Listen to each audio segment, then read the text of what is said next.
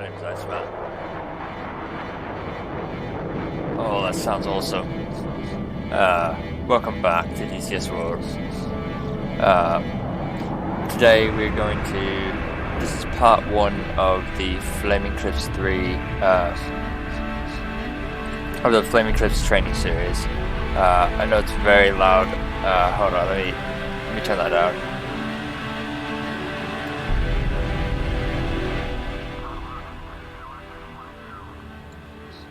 I'll turn that down there. Anyways, today we're going to be doing part 1 of the Flaming Cliffs 3 training series, The way we're going to do this is, I'm going to do it a little bit different. I'm actually going to, since there's multiple aircraft in the Flaming Cliffs training missions or whatever, I'm going to do them in parts, and I'm going to do each aircraft individually. So each video is going to be one aircraft, if that makes sense. So I'll show you what I mean.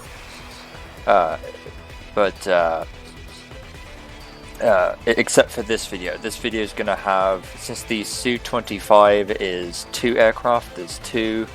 It's basically the same aircraft. I'm going to do the Su-25, the regular Su-25, and the Flaming Cliffs. The Flaming Cliffs Su-25 and the Su-25 Tango. This one.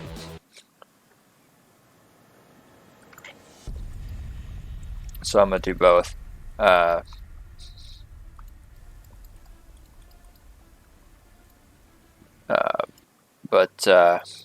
So for this video we're going to be doing the Su-25, the regular one, and the Su-25 Tango. What we're going to do is the Su-25 first and then the Su-25 Tango. I'm going to do that all in this video.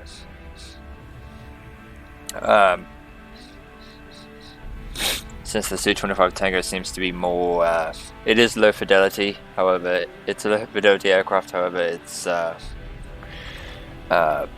little bit more complex than the regular Su-25. So we're going to do both of those aircraft in this video. So yeah, this is part 1 of the Flaming Cliffs series, Flaming Cliffs training.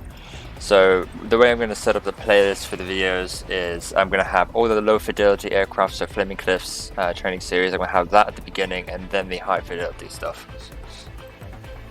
So you'll see what I mean. But anyways, without further ado, let's do it. This just popped up, July 22nd, 2022. Says, Mirage F1 in early access. We are delighted to inform you that the DCS Mirage F1 from Aegis Engineering is now available in early access. The Mirage F1 was incredibly successful and widely exported for its air defense capabilities. Together with Aegis Engineering, we are proud to bring you this fantastic Cold War warrior to our DCS aircraft lineup. Watch the launch trailer now. And I got something else here. Weather system development progress. This week we are eager to share the progress on our dynamic weather system. We will soon roll out several enhancements for wider testing that includes rainbows, moving clouds, ice halos, cirrus clouds, and the weather preset visualizer tool for the mission editor, and more. See the development screenshots, they're truly beautiful. I saw them, they were alright. At least I couldn't really tell, so I don't know. Anyways, before we do this, I'm going to show you the settings. I am on my new computer, so this is the new system. So I'm going to show you the settings I have here. This is what I got here for the settings. Message font scale, I'm going to turn that up to 1.25 so I can read better. This is what we got here. Yeah, that's what we have. And then controls, you don't need to look at that. Game mode, gameplay, this is what we got. I've got the labels on full. I am immortal, just so you know. Yeah. What's this? There's a possibility to mark any ground object on terrain and reveal its location on the maps of allies. Use right mouse button, display across, and left mouse button, select object. I'm gonna keep that off. Anyways, Selenius is what we got.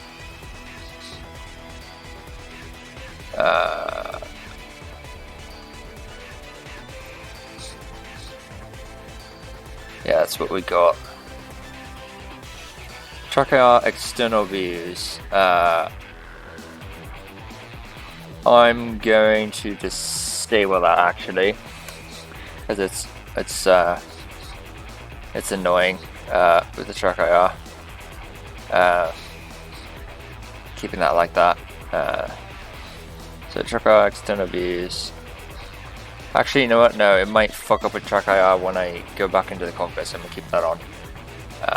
So this is what they got for the audio. That's what we got. Voice chat output speakers, please.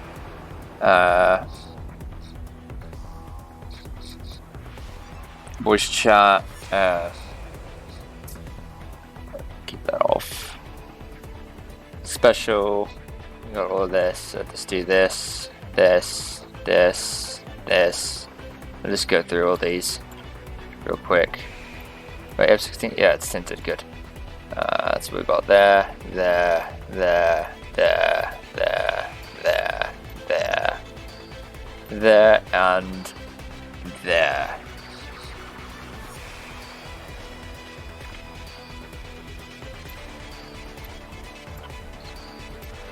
And I have that off.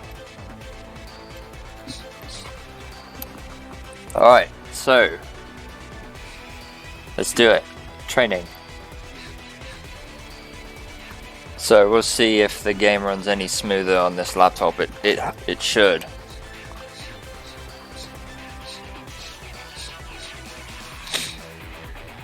Oh, they got some new lessons on the F16. I'm gonna do this as well. Oh, they got training for this too? I don't know that. Oh, there's nothing here. They got this for this. Nice. But yeah, we'll do the flaming clips first. So what I'm gonna do is see, there's so many aircraft. So what I'm gonna do is I'm going to do the Su-25 here, and then I'm gonna do the Su-25 Tango. All of these in this video. This is what I'm gonna do. So yeah, so I'm gonna do all those. So we're gonna start with the Su-25, and then part 2 will be the MiG-29, and then part 3 will be the Su-27, and then part 4 will be Su-33, and that's it. So yeah, that's what I'm gonna do. So Su-25 introduction. Welcome to the introduction lesson for the Su-25 Alpha. The C core is Su-25A Garage, native code Frogfoot. Is a single-seat, twin-engine ground attack aircraft designed to support ground troops. Oops. Sorry. The Maiden Flight was made on 22nd February 1975, and production started in Tbilisi, then Soviet Republic of Georgia, in 1978. A distinct feature, rather than lack of it, is the very rudimentary HUD. In contrast to most of the other modern air combat aircraft, the Su-25A lacks any flight information being displayed on the HUD. Su-25A HUD is closer to a World War II fighter's gun sight than a modern head-up display. Oh, that's gotta suck. This lesson we will make a cockpit tour to make you familiar with the most crucial instruments to fly, navigate, and fight in the Frogfoot. Do this in a clockwise manner, starting in the lower left portion of the front instrument panel. Let's do it. So we're flying the Frogfoot, and I don't know how to fly any of these aircraft, so yeah, we'll find out how it is. But yeah, it's the Frogfoot. Don't know how it is. Never flown it before, but I guess we'll find out how it is. Apparently, it can carry missiles and rocket pods. It looks like. This looks like a modern air combat kind of picture. Doesn't look like, you know, a really nice picture, but yeah, we'll see how it is. Yeah, I'll see you guys in game. Okay, so yeah, that's what we got. That's a nice picture. That's a real picture. That's pretty damn sweet. That's a real picture of some frogfoots. Anyways, let's do it. Oh god, the mouse.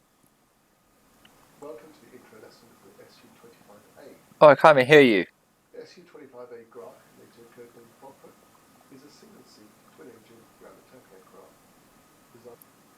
aircraft. I gotta turn you up, mate. I cannot hear you. I didn't think it would be so quiet. Damn. Designed to support ground troops. Maiden Flight was made on 22nd Feb 75, and production started in Tbilisi in the Soviet Republic of Georgia in 1978. A distinct feature, or rather lack of it, is the very rudimentary HUD.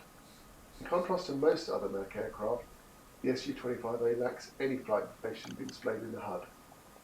The Frogfoot HUD is closer to a This is modern much better. Gunsight than a modern head-up display. With In this the lesson, truck IR. we'll do a cockpit tour to make you familiar with the most crucial instruments to fly, navigate, and fight in the cockpit. Let's start by getting some power. Press right shift L, that's right shift L, and cockpit lights by pressing L. Okay, now close the canopy, left control C, that's left control C, and press the space bar to continue. Right, okay, let's take a cockpit tour and make a execution. Okay, so we're getting some power. Press watch shift O, please go to kind of, oh god. I don't remember my controls. Yeah, with control M.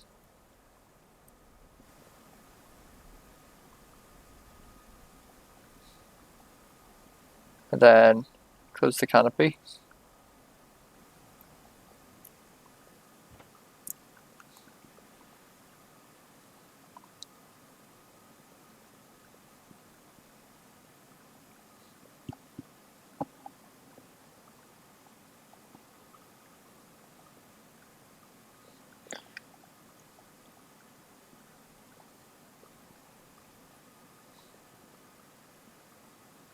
Oh, I can't go low.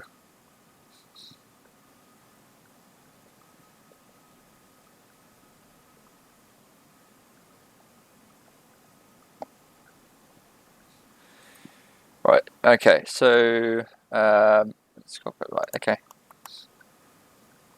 Let's start at the business end with the ASP-17 Gunsight.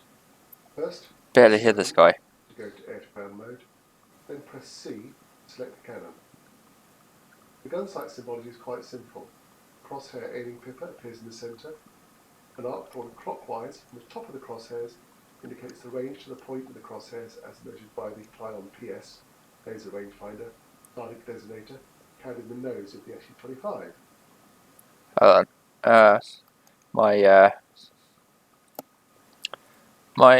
My shit's weird. Let's see.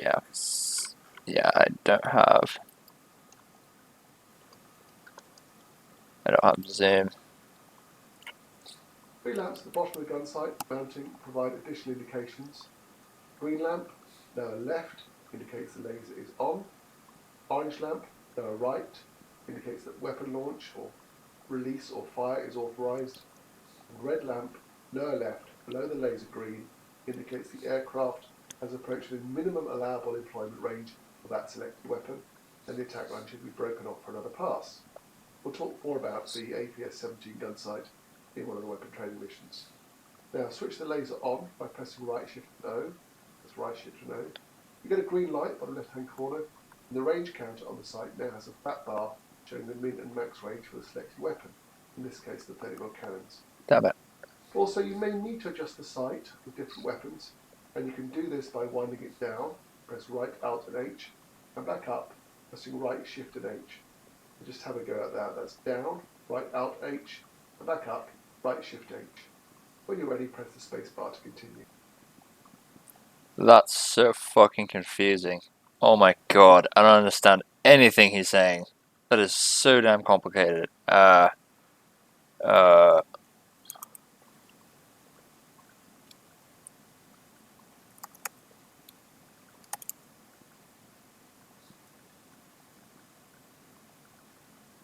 Shit.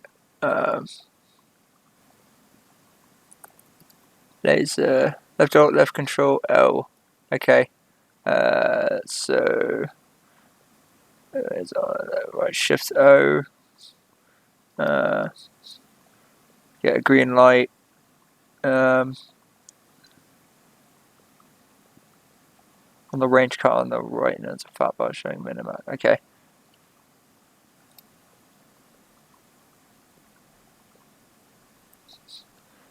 Okay. I don't see a green light anywhere. Range counter.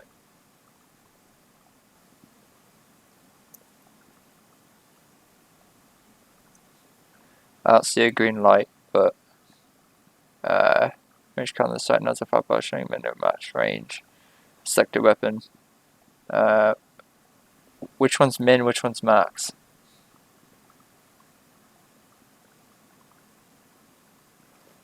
Range count the sign as a fat bar showing min and max range. Where's the min? Which one's the min? Which one's the max? This is probably min. This is probably max.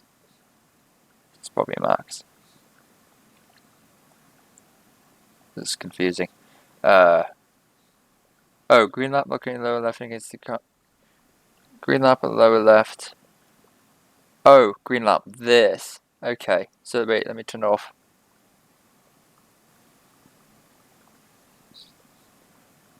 Oh, I turned it off. That's off. That's on. Roger. Okay, so it's this little lamp thing here. This here. It's hard. Orange lamp located in the lower right in case that a weapon launch release of fire is authorized. Lower right, so it's probably this one.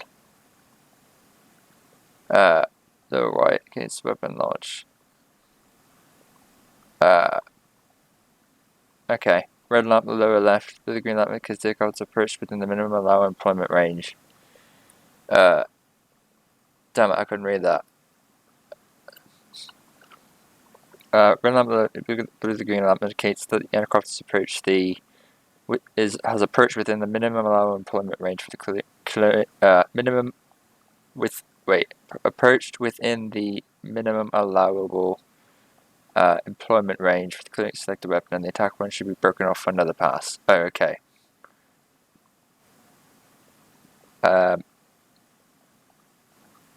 Okay.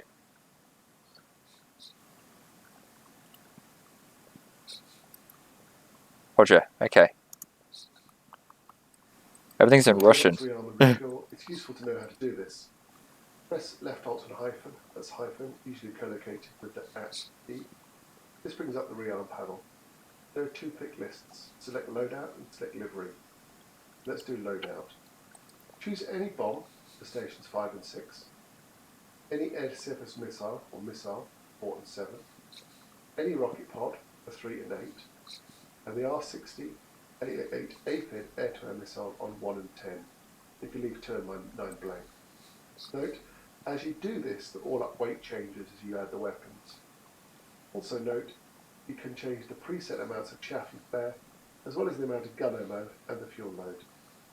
The crew chief and his men will acknowledge your request when you press OK, and it takes about 40 seconds to complete. It's interesting to watch this process from outside by pressing F2, and press F1 then to return to the cockpit once you get a rearm complete message. Note also on the rearm menu you could instantly change the aircraft's skin or camouflage pattern by pressing Select Livery in the bottom right hand corner menu. Okay, when all done, press the space bar to continue. Alright, okay, so ground crew, grab and refuel.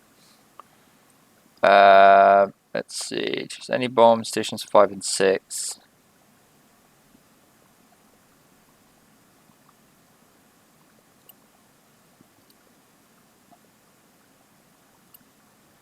Okay, 5 and 6. Anybody? ASM for 4 and 7. Rocket Pod for 3 and 8.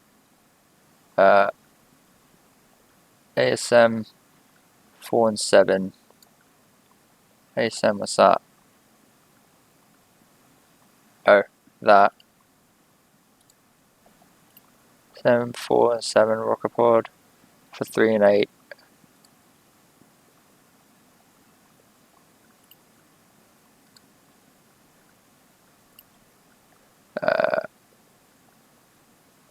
And R60 AAM 1 and 10. Oh, 1 and 10.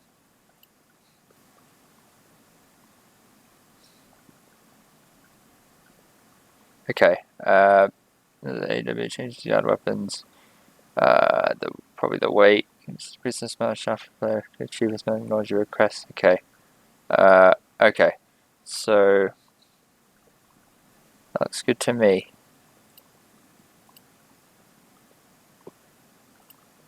Перезарядка по плану. Hey, speak Russian. Принял.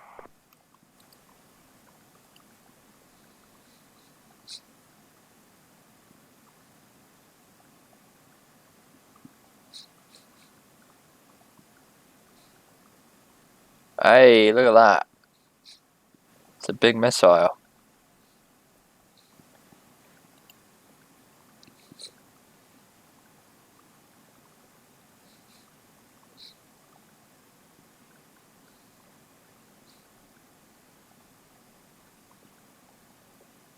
Командир, оружие подвешено. Roger. Okay, got it. Switch off the laser, right shift to no, and press C to deselect the cannons. This automatically puts you into air-to-ground mode. C will cycle you between cannons and air-to-ground mode. Okay, now look down at the weapons panel, bottom left. The weapons panel is located beneath the throttle handle on the left side of the cockpit instrument panel. The type, quantity, and readiness of the currently selected weapon and remaining gun ammo is indicated. The yellow lamps, the upper row, indicate weapon availability and their presence on hardpoint stations. When ordnance is launched or released, the corresponding yellow lamp goes dark.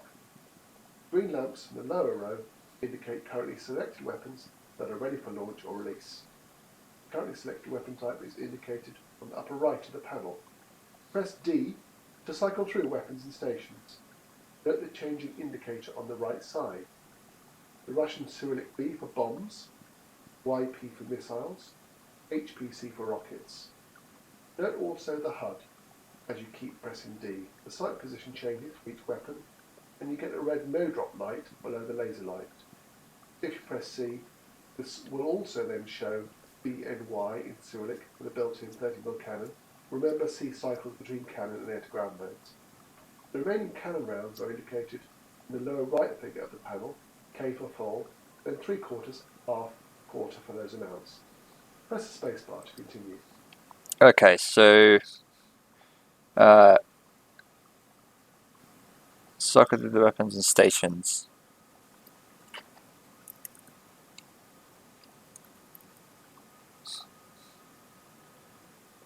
Oh, weapon change.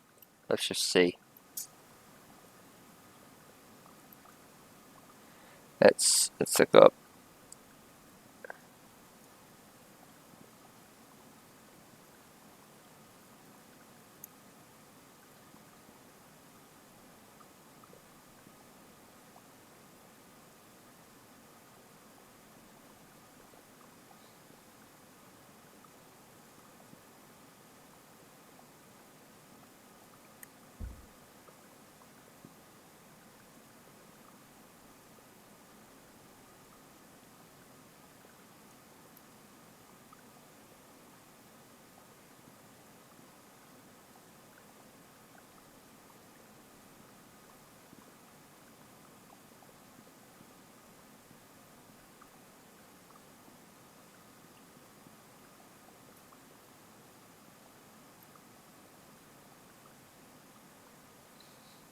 Okay.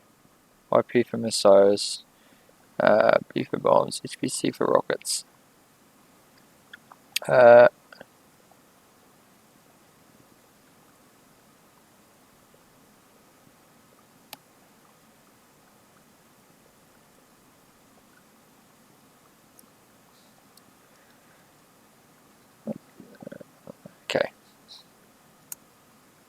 Okay, we'll now do our clockwise tour.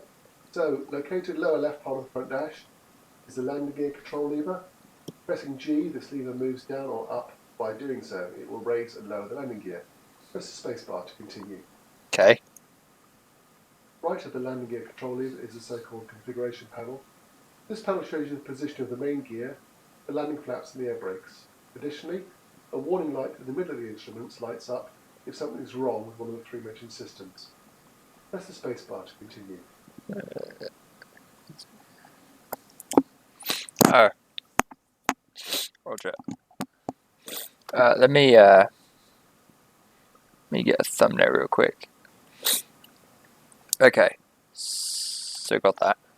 In the upper left corner of the front dash, you will find the angle of attack AOA indicator and accelerometer or G meter.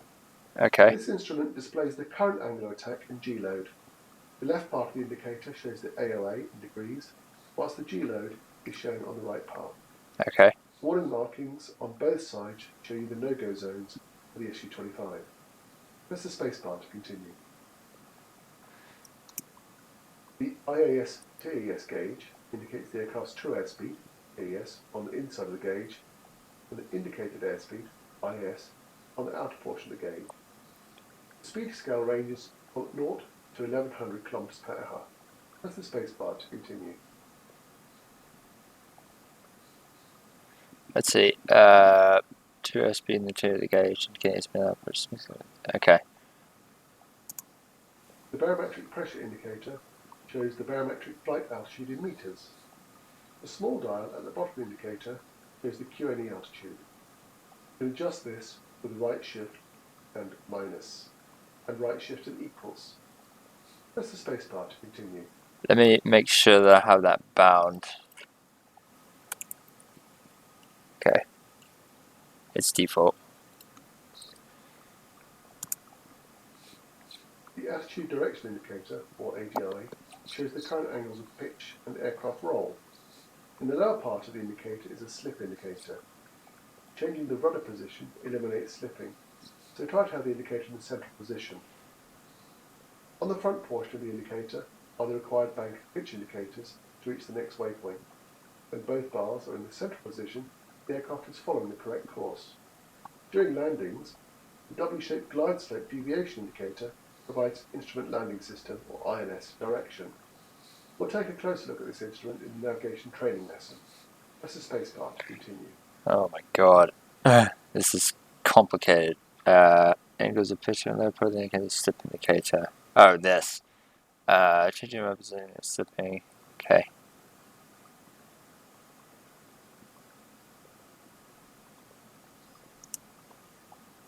The vertical velocity indicator, or VVI, measures the aircraft's vertical speed, i.e. rate of climb or sink.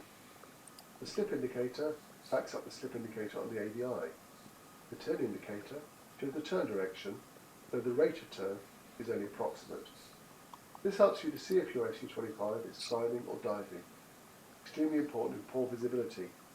Needle above 0 is climbing, needle below 0 is descending. The scale is in meters per second. Press the spacebar to continue. The Mach meter shows your speed in Mach. The red dot shows the maximum speed allowed. Press the spacebar to continue. Okay, Roger.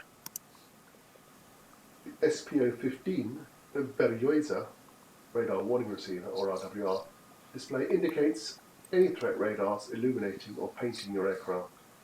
Information is presented as symbols representing the type and direction of the threat. 6 illuminated symbols at the bottom of the display notify the pilot of the threat radar type. The system indicates both enemy and friendly radars.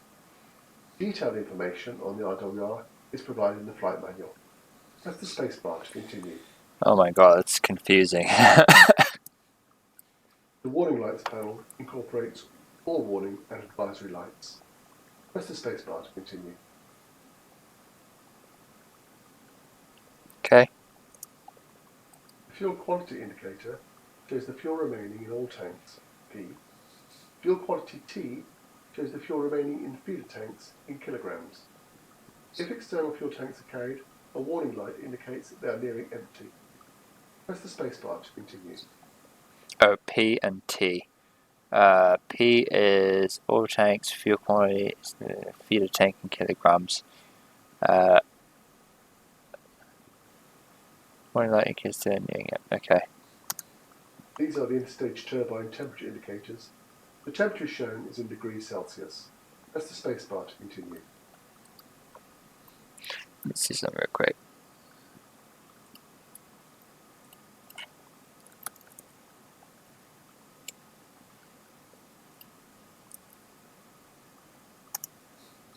The tachometer is intended for measuring rotor RPM of both engines.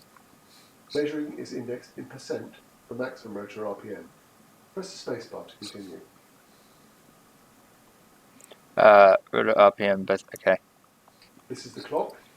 Please see info options to find keys if you want to use these features of the clock. Press the spacebar to continue.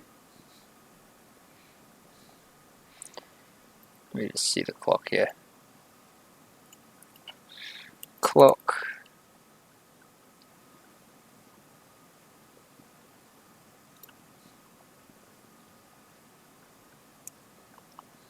The horizontal situation indicator, HSI, provides a top-down view of the aircraft in relation to the intended course. That's confusing. The compass rotates, so the current heading is always shown at the top. The programmed course arrow shows the required heading to reach your route leg, and the next waypoint pointer indicates the direction to your selected waypoint. The ILS localizer and glide slope bars are in the centre. We will take a closer look at this instrument in the landing training mission. Press the spacebar to continue. That's what it is. At the top. Program course arrow. It's probably this here. Kind of reach your route leg and the next waypoint pointing construction is like the waypoint.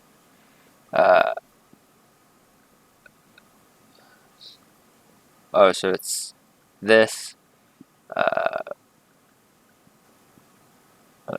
Okay, whatever. The radar altimeter, or Loadout, indicates altitude above the ground from 0 to 1500 metres. Okay. Press the spacebar to continue. The distance to waypoint counter shows you the distance to the next waypoint in kilometres. Press the spacebar to continue. Okay, that's easy enough. The RSBN, Short Range Navigation Panel, is used to select navigation modes. In reality, the aircraft can store up to 4 airfield points and 3 steering points. The system's functionality in the simulation is slightly simplified. Selection between route, return, landing, and no task modes is made by cycling the 1 key. We'll talk more about the RSBN navigation panel in the NAV training lesson. Press the spacebar to continue. Okay. That includes our cockpit tour to the intro of the SU-25A Cockpit. Hope you enjoy flying it as much as we have. All the best and happy hunting. Okay. Man, this is a complicated cockpit, man. I don't know if I'll be able to fly this properly at all. Hey, you got some texture issues there. Maybe that's supposed to be there, I don't know. What's that? No, it's supposed to be there.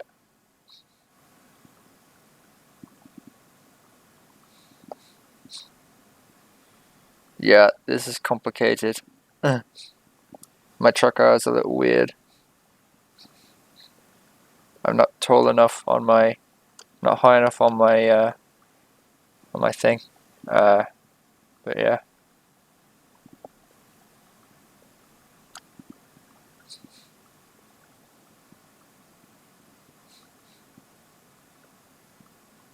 It's a nice cockpit, but it's definitely complicated. Everything is completely different. Everything's in Russian. Yeah.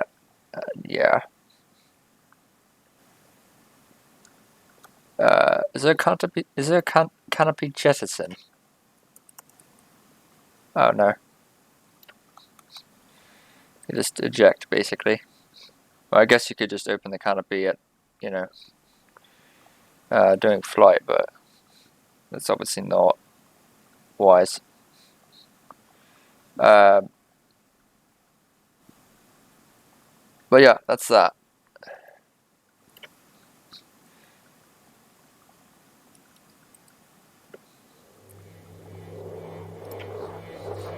Alright, start up.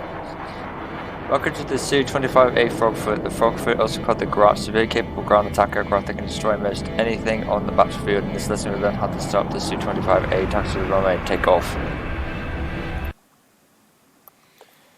Okay, start up, taxi, and take off. This is going to be nice. This is going to be fun. Welcome to the Su-25A Frogfoot. The Frogfoot, also called the Grach, is a very capable ground attack aircraft that can destroy almost anything on the battlefield. Finally I can hear this guy. Before we start blowing up things though, let's first learn how to start this bird up and taxi it to the runway. The first thing I'll ask you to do is turn on the electrical power by pressing right shift and L. That's right shift and L. First thing I'm going to do is close the canopy.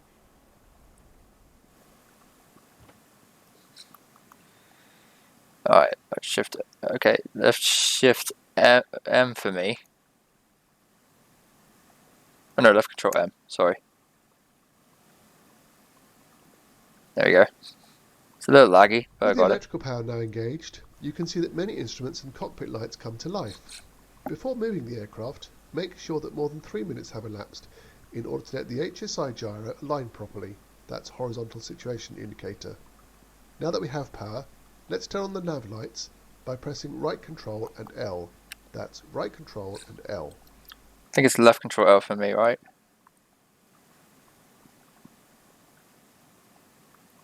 Oh no, that's cockpit lights.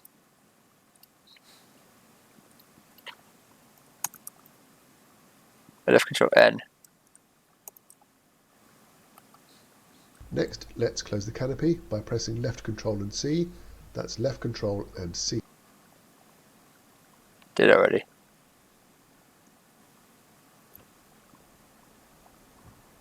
Our next step is to start the two engines. Before you do so, make sure your throttle controller has a 0 power setting. Start the left engine by pressing right Alt and Home. That's right Alt, Home. So you start the left engine first.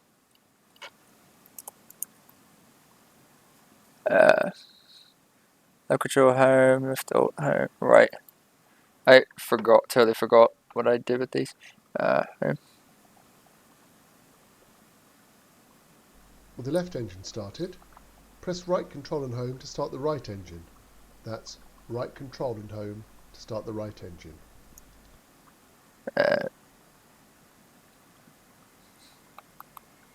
There we On go. the right side of the instrument panel is the engine gauge, with needles marked 1 and 2 for the two engines. When an engine is being started, one of the two green lights below the gauge will light. Once the light turns off, it indicates the engine is ready for operation. In the lower left corner of the dash is an aircraft symbol that indicates the status of your flaps, landing gear and air brake. Lower your flaps to the takeoff position by pressing left shift and F. That's left shift and F for Freddy. I don't... Flaps. Flaps landing position. Yeah. We're now ready to taxi. So slowly increase the throttles by moving your throttle control forward or pressing page up. You can also use plus on the number pad to get finer control. To reduce the throttle, you use the throttle controller or press page down or minus Hey, it's jets. on the number pad. To use the wheel brakes, press W. Start rolling forward and turn left onto the taxiway ahead. Press Z to steer left and X to steer right. The labels aren't working for whatever reason. Oh well.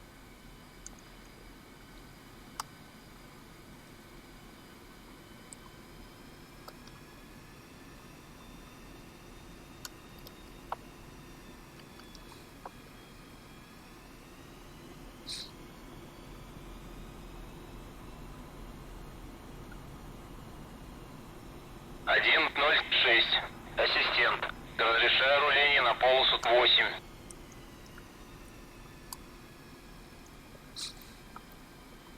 Hey, it's bouncy.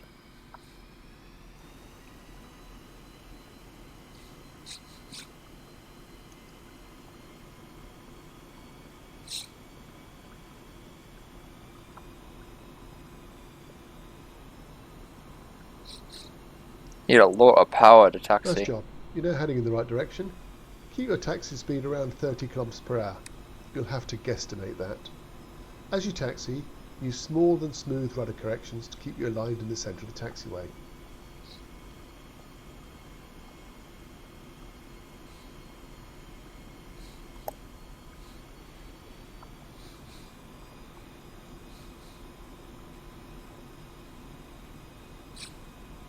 Very shaky.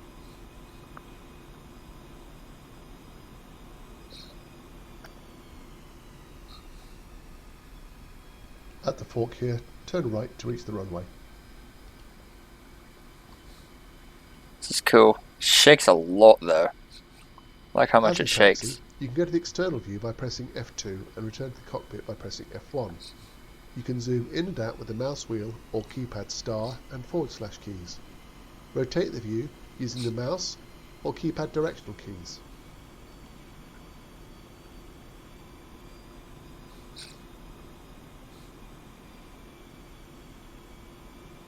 We've now reached the runway threshold. Taxi onto the runway to the right and align yourself down the length of it. Okay. It's very easy to fly this. It's just the instruments are Once weird. down the runway, increase thrust of both engines to maximum and use gentle inputs of the rudders X and Z to keep you tracking down the centre line. Ready? Here we go. Full power.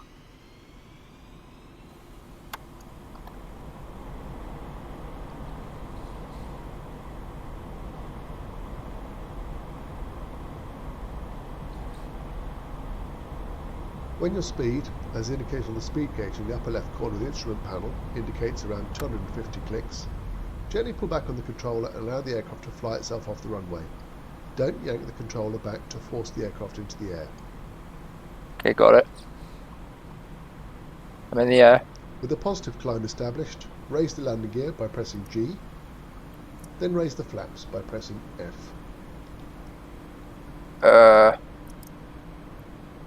Well done.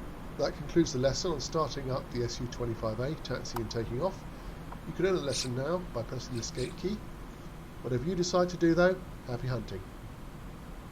Not bad. Let's do a roll. Oh god, this thing cannot roll. Okay. Yeah. This thing cannot roll.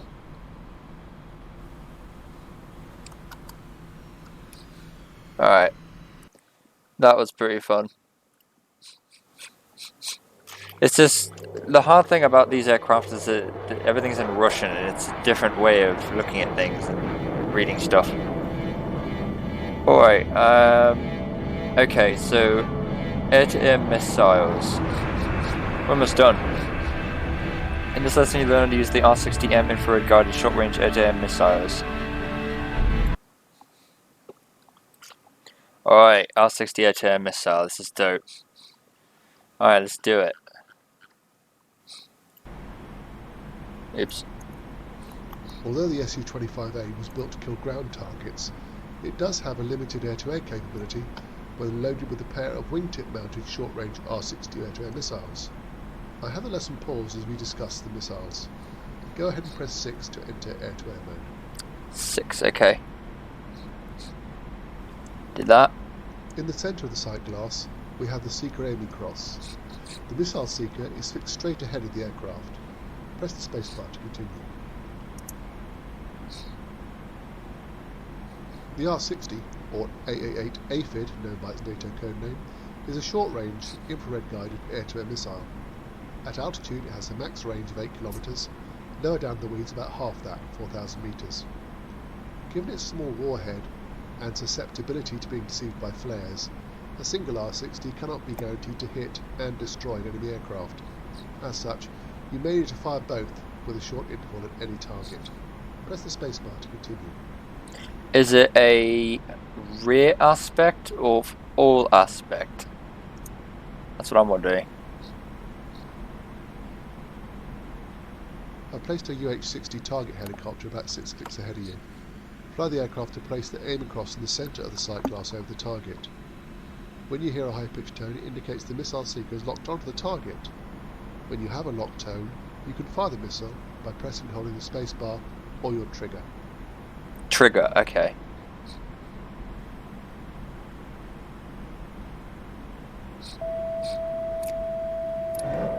There we go. Splash 1, well done. Whoa! I've activated another target coming at you from head-on at low level, it's now 39. Feel free to have a go with the other missile, or even with the cannon if you're feeling brave. Or you can end the lesson now by pressing the escape key.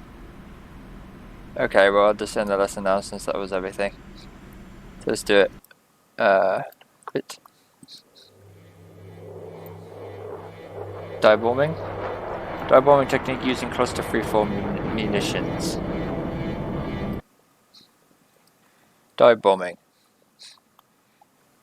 Alright, dive bombing technique using cluster freeform munitions. Alright, let's do it. Welcome to the Su-25 Frogfoot dive bomb training using single-use cluster bomb container of RBK type. Su-25 capable to carry up to 4,300 kilograms of various bombs of different types and calibers, which are supposed to be one of its main weapons.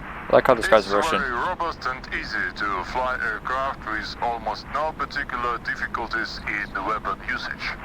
Switch on the air-to-ground AG master mode, pressing 7. Yes, comrade! Air to ground master mode. Damn it. Where the red light is lit on the left side base below the gunsight, the weapon usage is unsafe due to insufficient altitude or distance to the target. The constantly illuminated green light above red indicates that laser rangefinder is ready and active. The amber light on the right of the gunsight base indicates that aircraft within the range of selected weapon and firing dropping is permitted. Press spacebar to continue. Okay, so within the range of selected weapon and firing, dropping is permitted. Okay. Let's look at the weapon status panel. Stores management panel. Roger. It's located in the front left side of the cockpit. Notice that below the aircraft silhouette, you get yellow lights showing which stations are loaded and green lights showing you which stores have bombs on. Small window to the right from the aircraft silhouette reads Russian ban, which means selected stations are bombs.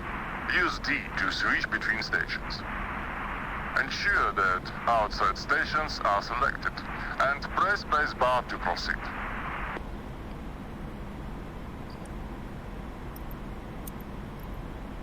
Okay.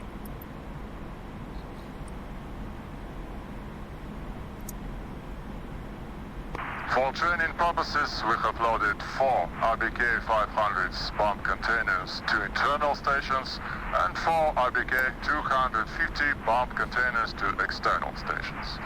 Let's tune up drop parameters using the drop adjustment panel. Oh god. Right rotary knob determines how many bombs will be released with each trigger press. Or 1. One release from one station with each trigger press. Roger. Or 2. 2 bombs will be dropped from opposing stations. Or 4. 4 bomb drop, which means 2 bombs will be dropped from 2 stations on each wing. 10. All bombs will be released. Select quadruple 4 bombs release mode using left control plus spacebar combination and press spacebar to proceed. I love how he has like the radio sound and stuff. That's badass. Weapons. Interval D. Okay. Decrease. Left shift V. Left control V. Roger. Let's see. Triple forward.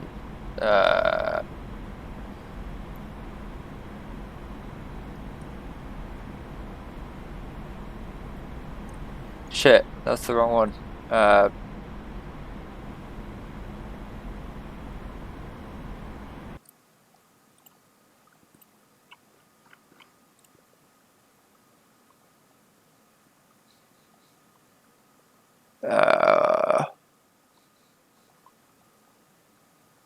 Oh, Ripple Quantity select. Let's shift Quebec.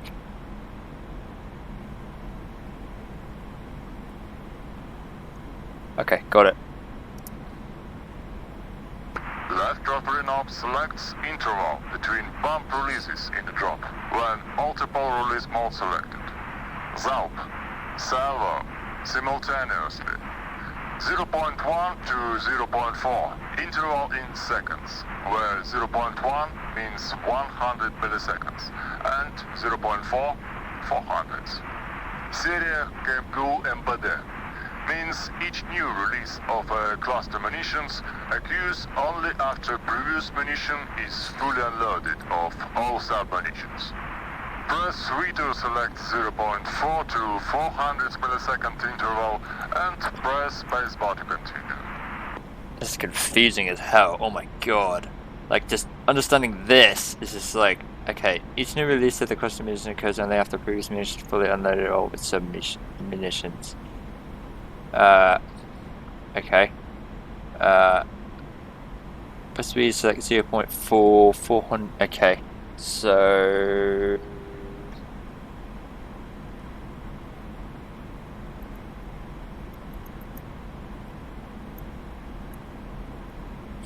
Okay. Now it's time to adjust the gunsight glass height. Press right alt plus H several times to lower the glass to its lowest position for bombing, and press spacebar to continue. Roger, so I think I got rid of that, didn't I? Left control H, left shift H.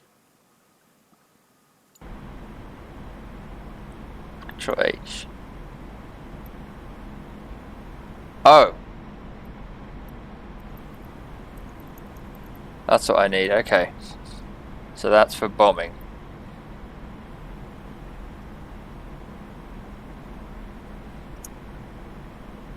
As you see, the lowest position of the glass provides the fully visible side aiming reticle. There is an aiming cross in the center. Roger. The arc above is a range scale indication measured by laser rangefinder in the nose.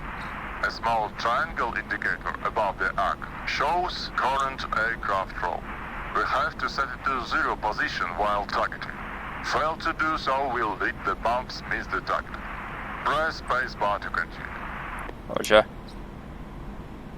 Su-25 is an armored attack aircraft and has relatively low thrust-to-weight ratio, so we have to spend some time to reach required 2,500 meters of altitude for dive bombing. The best dive technique is 20 to 40 degrees dive with dive speed between 650 to 700 kilometers per hour and flaps extended to combat position. Upon entering the dive, you should place the aiming cross below the target. When the amber enrage lamp illuminates, see the reticle walks to the target. Press and hold the trigger when reticle over the target, and wait until all selected bombs are gone. Prepare to get control over the aircraft and fulfill the bombing. Press spacebar. Alright, best dive taking is 20 to 40 degrees dive. Dive speed between 650 to 700 kilometers per hour. I'll just do 650.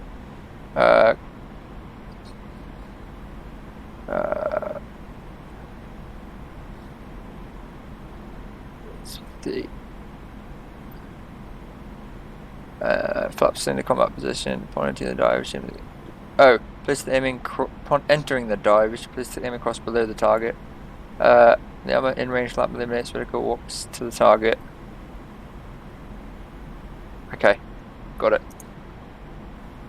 First of all, get an altitude. Push full throttle ahead and climb to 2,600 meters. Okay. Oh, the trim's weird. For training purposes, try to walk through green gates, which are seen in the air.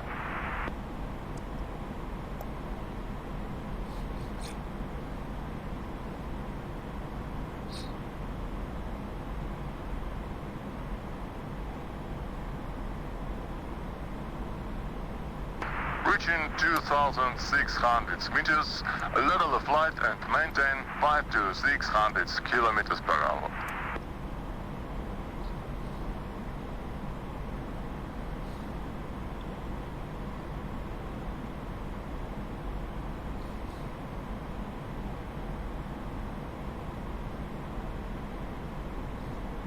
Sounds weird.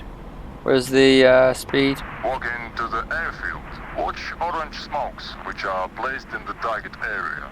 Fly the aircraft, keeping the targets to the left of your path. Make a braking turn to the left and begin the dive. At the moment, the left pillar of a canopy crosses the target.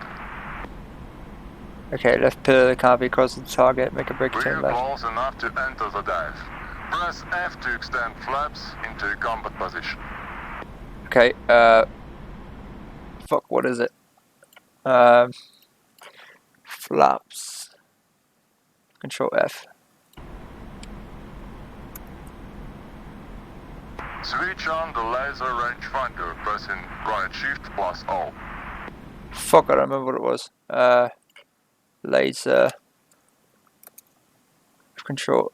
Okay. Set throttle to idle and steer aircraft to the target by braking to the left side.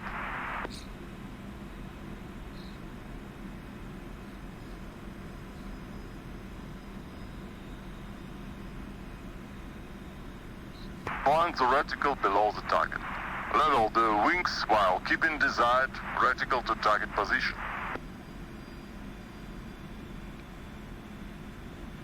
Wait, the reticle starts to move upward. When it crosses the target, peel off the bombs with your trigger. Okay. There we go. Affirmative. Bombs gone. Pull up. That worked. Target destroyed. Hey. If you still have the bombs under your wings, turn left and set up to attack the extra targets if you would like. Switch off laser. Use right shift plus O, please. Remember, the laser rangefinder has a limited, about 1 minute, uninterruptible working time. Oh, I didn't know that. After that, the device switches off to coolant mode. During the coolant process, the green lamp flashes 2 cycles per second and turns off when the device is cooled down enough and ready to be switched on again. Okay.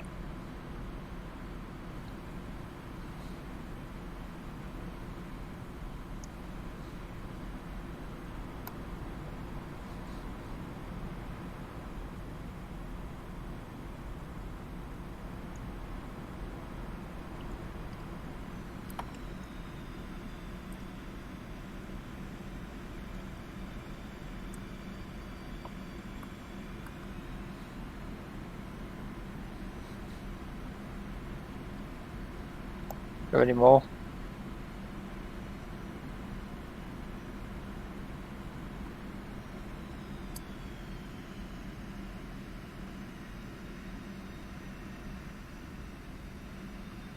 A lot less heavy.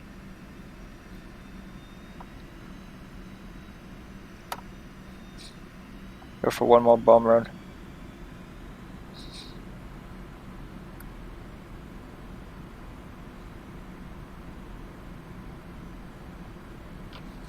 Probably doing this shit, but it's whatever.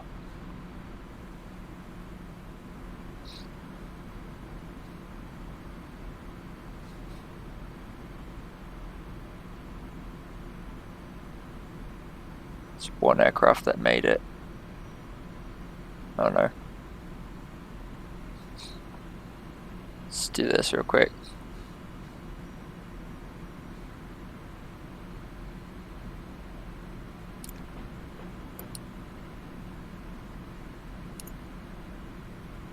I got all the bombs.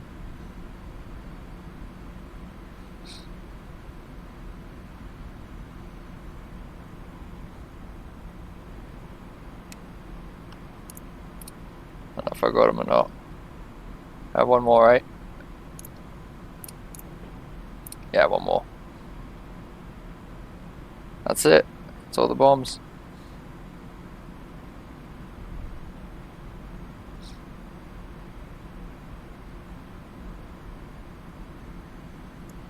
Right, so that's that. Hey, air medal. Alright, CCRP mode, unguided bombing. So that's we're going to learn how to deliver unguided bombs and continuous computer release point mode with CCRP. Alright, CCRP mode, unguided bombing.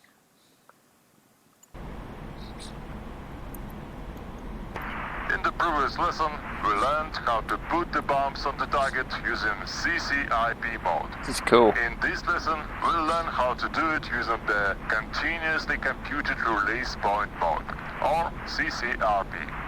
Whereas Ccip mode requires us to place and hold the sight reticle on the target at the time of weapon release, CCRP mode allows to drop a bomb even when the target is no longer in view. Switch on the air-to-ground AG master mode, pressing 7. Okay. The setup of stores management system for CCRP is the same as for CCIP. Use the upper front weapons panel for adjustments. Press spacebar to continue.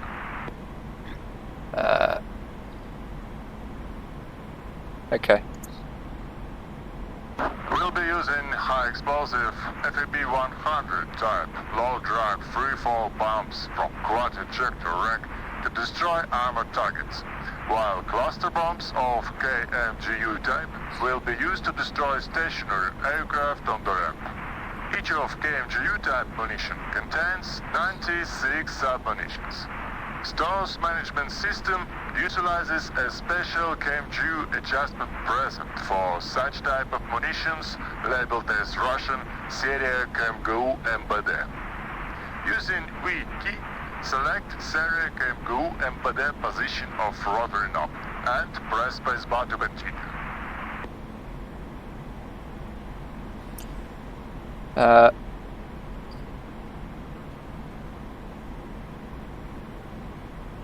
Let's see. Okay. So that was this. Okay. You have only 2 attacks, one for armor and one for aircraft. Set quantity to all labeled Все in Russian, using your left control plus spacebar combination, which means all bombs of selected type will be released in each drop. Press spacebar to continue. Okay, and then that's... Shit, I don't remember what it was. Oh,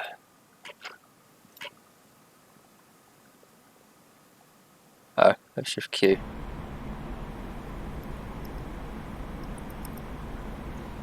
Okay. Check the weapon status panel below the weapon adjustment panel. Make sure external stations with FAB 100 are selected by using D button on the keyboard and press spacebar to proceed.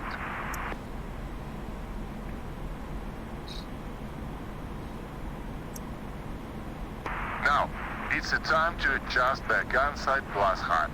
Press right alt plus H several times to lower the glass to its lowest position used for bombing, and press spacebar to continue. Alright, there we go. As you see, the lowest position of the glass provides the fully visible side aiming reticles. There is an aiming cross with the Piper in the center. Perform a level flight and wait until Piper walks over the target. Press release button at that time. Continue strict level flight and maintain button depressed until all bombs are gone. Use small triangle at the top of the reticle as a cue to maintain level, no roll flight. The arc of time scale about the Piper will start to wane, showing the time till release. A weapon computer will provide a high warning tone in 2 seconds before the drop. Prepare to get control over the aircraft and fulfill the task. Press spacebar. Alright, here we go. We are preparing for the attack. The density of the hits and the affected area are both speed dependent. Maintain airspeed about 700 kilometers per hour and try to move through the gates, which are set to help you. Walking to the airfield, watch orange spokes, which are placed in the target area. Fly the aircraft, keeping the target to the left of your path. Switch on the laser rangefinder, pressing right shift plus O. Okay. Wait until Piper walks over the target. Then press and hold trigger as we discussed.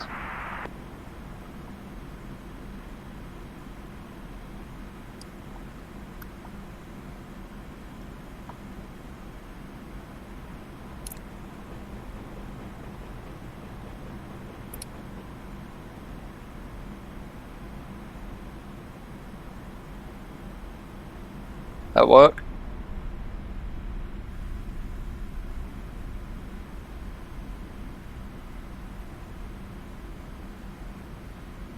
Negative. No bombs release. Proceed with your attack. Turn over to the right over the sea. Climb and repeat the attack. Check if internal stations are selected. I got it, but Switch off the laser. Use right shift plus O, please.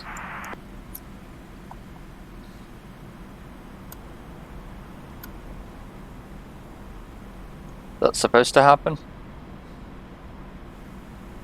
No bombs released. KMGU type cluster munitions are released with the same CCRP technique at the altitudes from 30 to 1000 meters and airspeed between 5 and 900 kilometers per hour.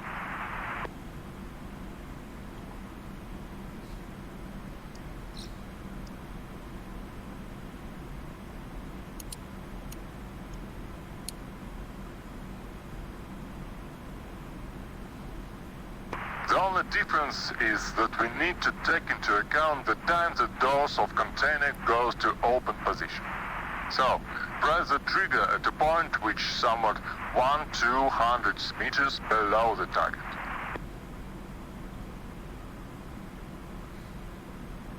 What the? I don't know what the fuck he's talking about. It's very confusing. Watch the orange marker smoke. Fly the aircraft the way we are 100 meters overhead the bucket plates. Check the radar altimeter indicator for help.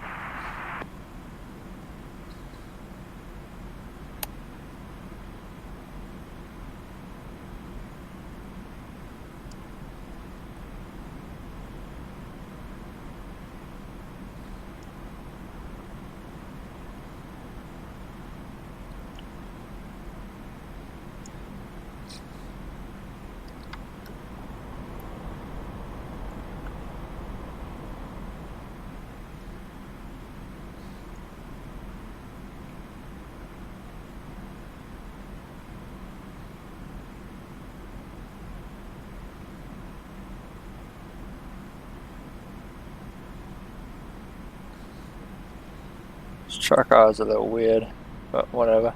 It's probably, yeah.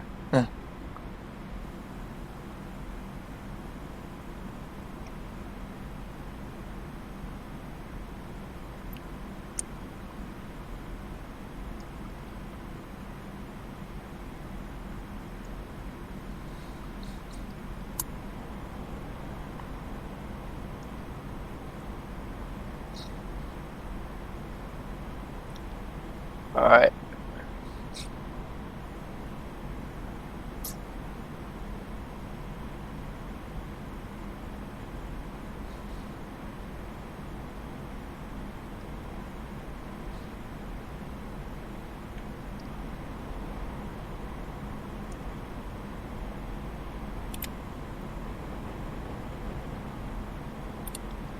This should get it.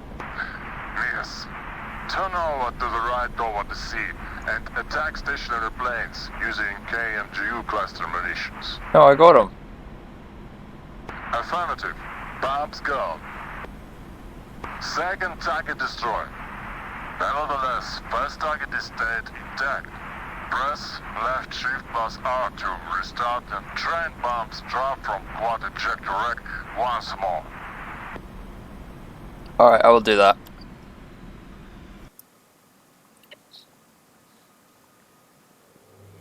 Hey, rolled a purple heart, nice. I'm gonna do that once again though, just see if I can get the first one. Okay, so let's try this again. Walking to the airfield, watch orange spokes, which are placed in the target area. Fly the aircraft, keeping the target to the left of your path.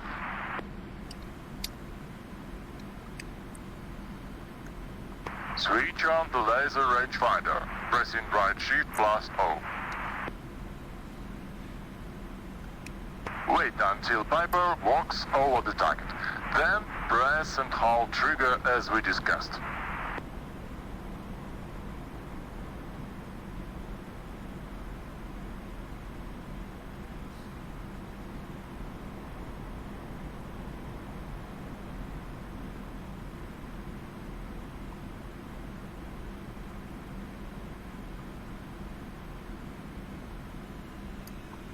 Let's do this.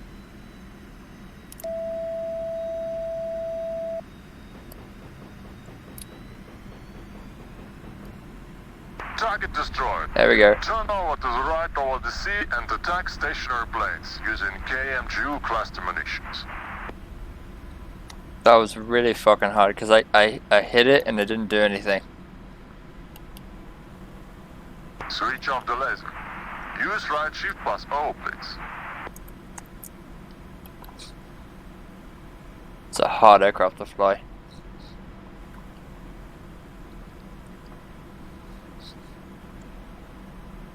KMGU type cluster munitions are released with the same CCRP technique at the altitudes from 30 to 1000 meters and airspeed between 5 and 900 kilometers per hour.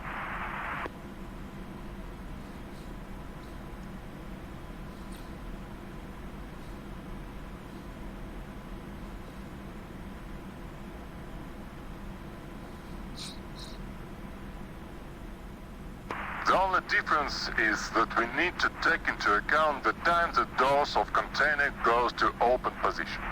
So, press the trigger at a point which somewhat 1-200 meters below the target.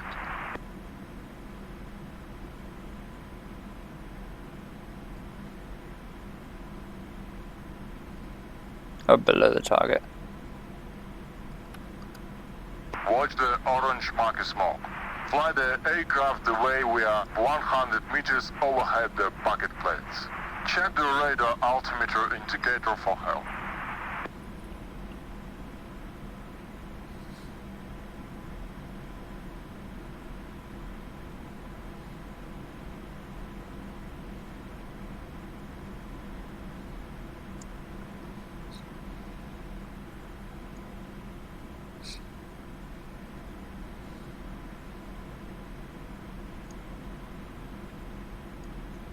Can I change the radar altimeter setting?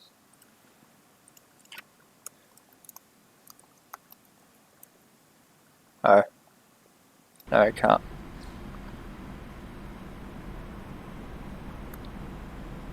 Let's do this here and see what happens if I get both.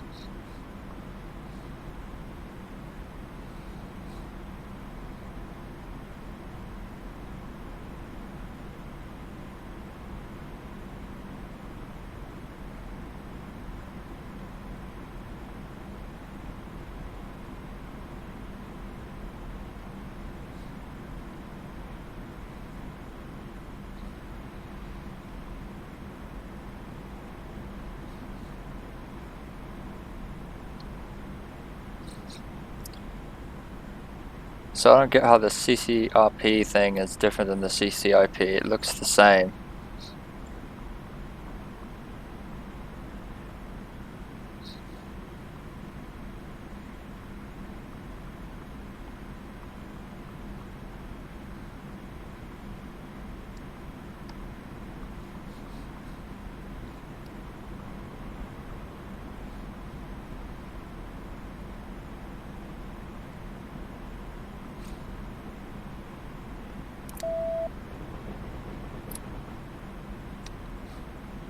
There we go.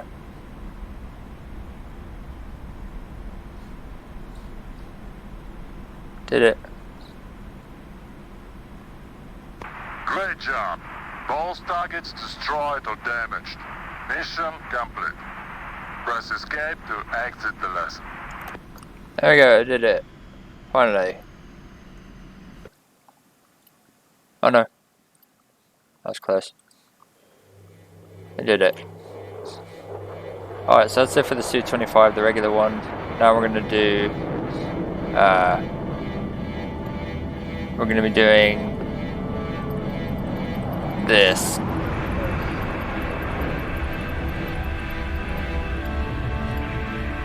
We're doing this.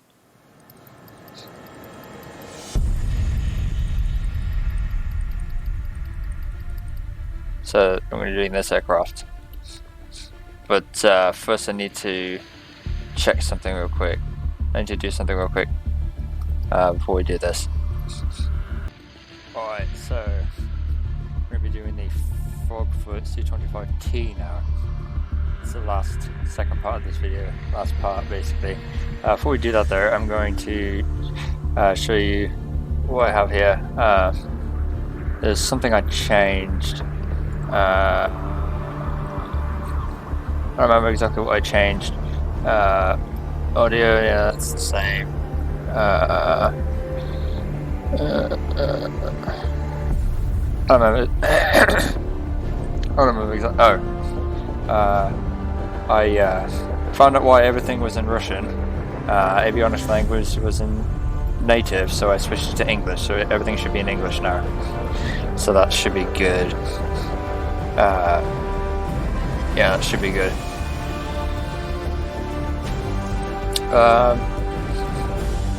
Yeah. Yeah, that's it. So let's do it.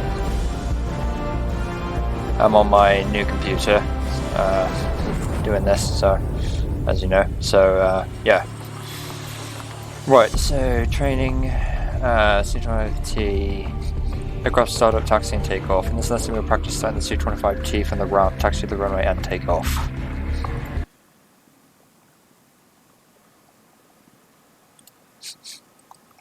I also made some changes to my truck IR, so hopefully my truck IR is a little bit less annoying when I look to the sides and stuff. I gotta calibrate that. There you go. Alright, so key commands. Oh god, I don't remember any of this stuff. I don't remember what key commands I put for this jet. Welcome to the Su-25T Frogfoot. Hey, it's Wags. Frogfoot, also called the Grudge, is a very capable ground attack aircraft that can destroy most anything on the battlefield. Before we start blowing things up though, let's first learn how to start up this bird and taxi to the runway. The first thing I'll ask you to do is turn on the electrical power by pressing right shift and L. Why is my truck IR not working?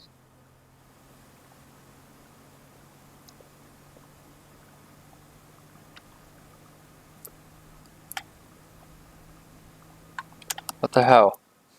Why is my truck IR not working?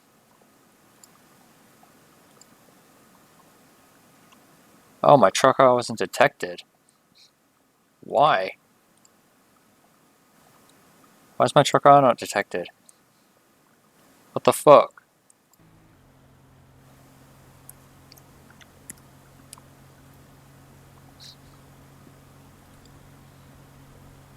Oh. Wait, no. Why? Yeah, why? Why is my truck IR not detected? It's not detected by DCS at all. Yeah, hold on, I gotta restart. I gotta try to figure this out. Alright, it should be fixed now. I don't know what happened, but I had to restart and it worked, so. Welcome to the Su-25T Frogfoot.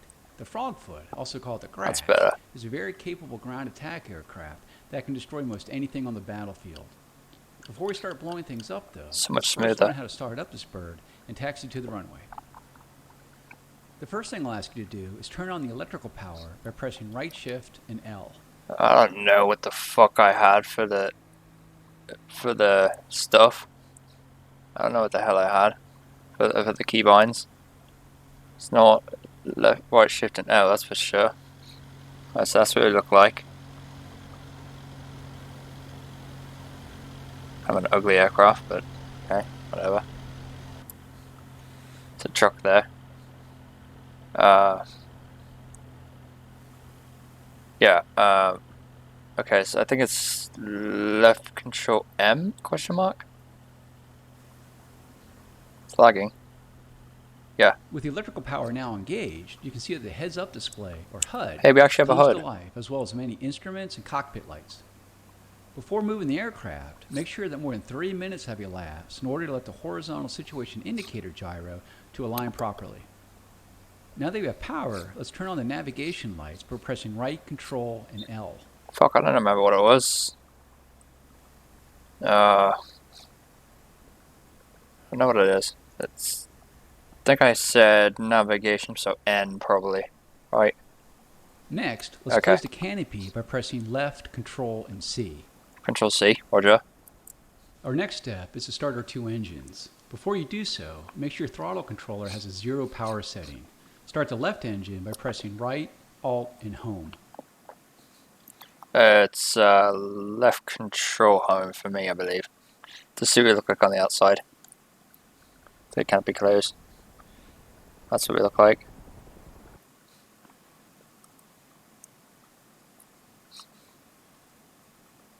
I heard something.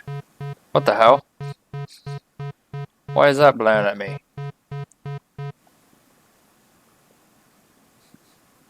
Maybe I'm running out of battery? I don't know. Well, whatever. Anyways, left control function and home. With the left engine started, press right, control, and Home to start the right engine. Okay. Right. Okay. Off the lower left corner of the TV display is the engine gauge, with needles marked 1 and 2 for the two engines. When an engine is being started, one of the two green lights below the gauge will light. Once the Okay. light turns off, it indicates that the engine is ready for operation. My god, shut up. In the lower left corner of the dash is an aircraft symbol that indicates the status of your flaps, landing gear, and air brake. Lower your flaps to the takeoff position by pressing left shift and F. Let's shift F. Okay. Why is that blowing at me? Oh, is it this? I think it's this. This being above. I think I'm attack bugging. We're now ready to taxi, so slowly increase the throttles by moving your throttle control forward or pressing page up. To reduce throttle, use your throttle controller or press page down. To use the wheel brakes, press W. Start rolling forward and turn to the left at the taxiway ahead. Press Z to steer left and press X to steer right. Okay. You just see what it looks like. That's how we sound. Not bad.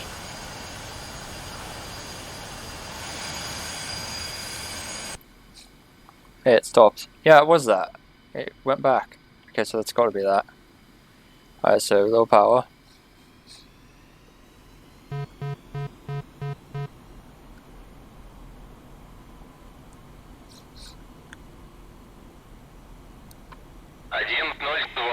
Ассистент, разрешаю руление на полосу 8.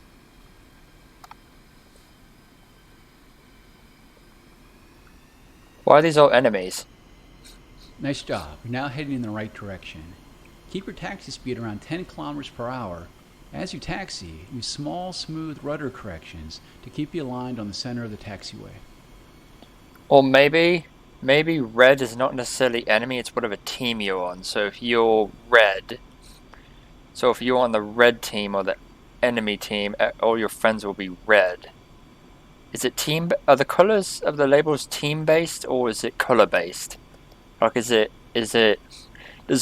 always that blue is friendly and red is enemy, or is it team based? Which, like, it looks like here, where teams are, if you're on the red team, then your friends are red, and the blue, and your enemies would be blue, and if you're on the blue team, your friends would be blue, and your enemies would be red. At the fork, hang a right to reach the runway. I don't know what it is, but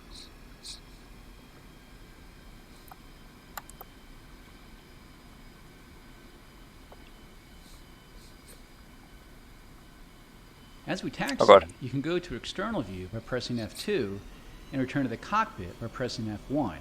You can zoom in and out using the keypad star and / keys. Rotate the views using the keypad directional keys.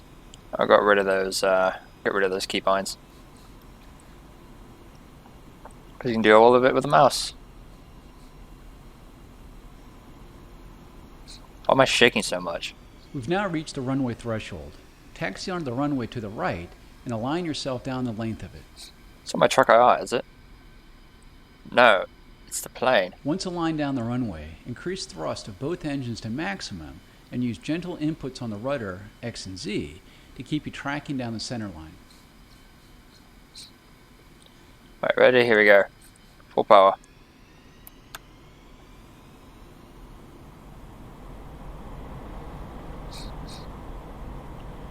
Here we go.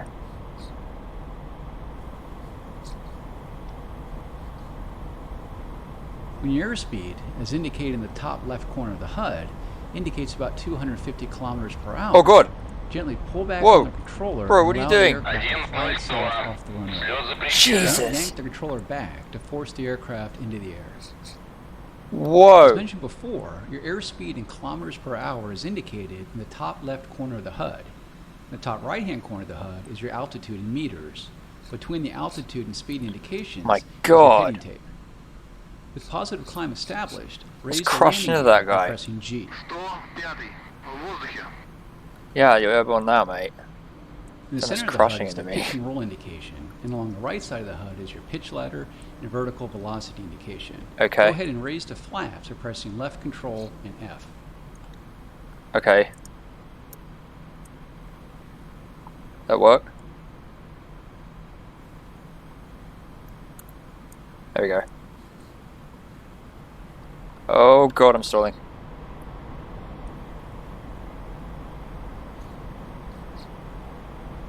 I raised the flaps.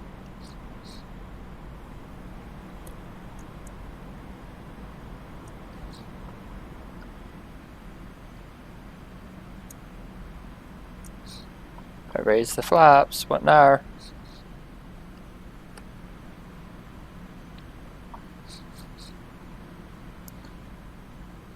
Alright, well, I guess I did it because he's not saying anything else, so I guess I did it. So, that's successful, that lesson.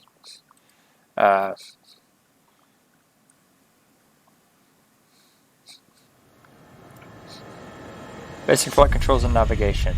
This lesson we learn about the basic flight controls of the Su-25 Tango, how to navigate between waypoints and how to select autopilot modes. Okay. Oh, we have something already. I haven't even started yet, I already have this stuff. Alright, let's do it. Let's put this at the top. Welcome to this lesson on the basic flying and navigation of the Su-25T. Okay. This lesson will teach you how to get from point A to point Z and all points in between. I currently have the lesson in active pause. Roger. If you wish, you can turn on cockpit lighting by pressing L. Okay. Your airspeed is indicated at the top left corner of the HUD. The horizontal line below the airspeed indication with the caret below it indicates your acceleration or deceleration. If the Okay. caret is on the left side of the line, you are deaccelerating.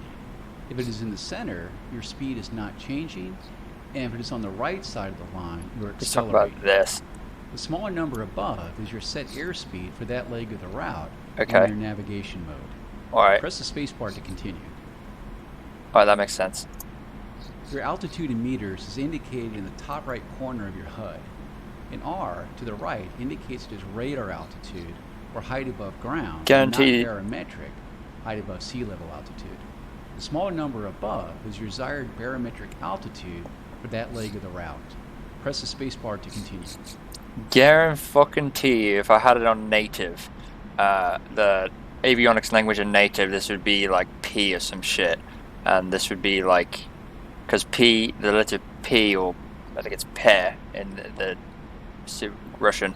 I'm not sure what, I don't know what how to say the letter really, but it's P is the same sound as R.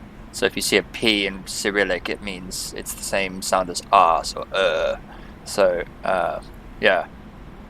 So that's this would probably be a P for R for radar altimeter, and this would probably be something in Cyrillic. But yeah, so I have it in English, so this is going to be better. You probably notice a circle in the center of the HUD. This provides you course steering to the next Blah. waypoint. By flying the aircraft to align the There, circle right. in the center of the bank and pitch indicator in the center of the HUD, you will reach your next destination on the course line.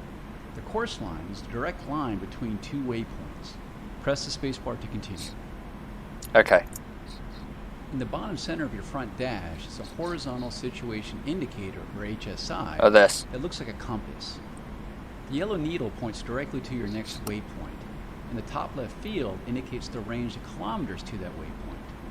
The top right field indicates your course bearing to reach the next waypoint. The double white needles points to your course intercept. When you're on course to the next waypoint, both the yellow and white needles will align. Press the spacebar to continue. Oh, I see something. Is there like a heading bug I can change? Heading bug? No? I guess not. That sucks. Let me see, is there an autopilot? Yeah, left control alpha. Okay, so that's that. Ahead of you are a series of gates to fly through. Fly through the first gate directly ahead of you. You can push the control stick forward to push the nose down and dive, or pull back the stick to raise the nose and climb. These inputs control your elevator. Use the throttle, or page up and page down, to control your thrust. Try to keep your airspeed around 620 kilometers per hour. Press the spacebar when you're ready, and I will unpause the lesson. Okay. What do you want to bet? So DCS, I noticed, is very, very picky with the gates. If you miss a single gate and don't go through a single gate, the whole system is fucked. So the whole thing is fucked. Note that when you pass through a gate, the next one's sequence will become larger if it's rather far away. If you get too fast, reduce the throttle and toggle Whoa, your get air to the brakes gate, by get to the pressing gate. B. If you get too fast, just throw the air brakes pressing B. Roger. We're already going really fast, so we want to slow down a bit. I already want to slow down a bit.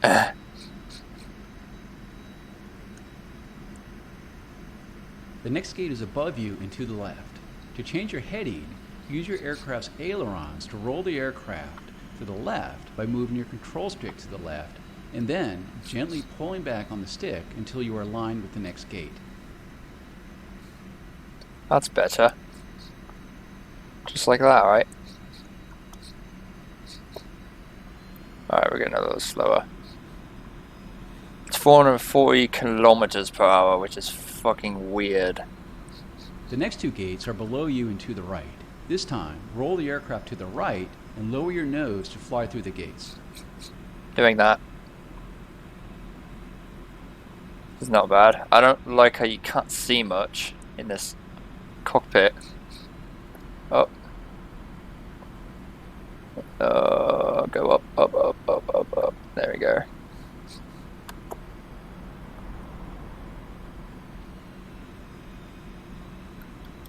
Where's the next gate? It's probably to the right. Yep, it's to the right. Oh, the gates are getting closer and smaller.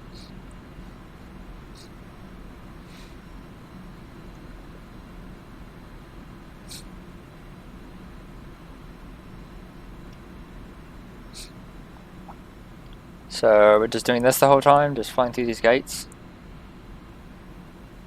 Oh my gosh, I just realized. Look at the weather.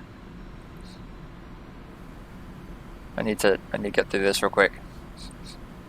Look at the weather, the new weather system. It's gorgeous. Fly through the next gate directly ahead. As you go faster, your nose will want to rise, and as you go slower, the nose will want to fall. To keep your nose level, try using the trim. To trim the nose up, press right control and period. To trim the nose down, press right control and semicolon. That's such weird keybinds. I definitely changed those. I bind it to my HOTAS, so I just trimmed it there. So I'm a little bit trimmed here. Not perfectly, but still trimmed. Trimmed for like 420. Yeah, I'm trimmed for 420. Keep flying through the gates ahead. As mentioned in the previous lesson, you can also move your nose side to side using the rudder called yaw. Yaw left by pressing Z, and yaw right by pressing X. Oh, that's weird. Yawing is weird.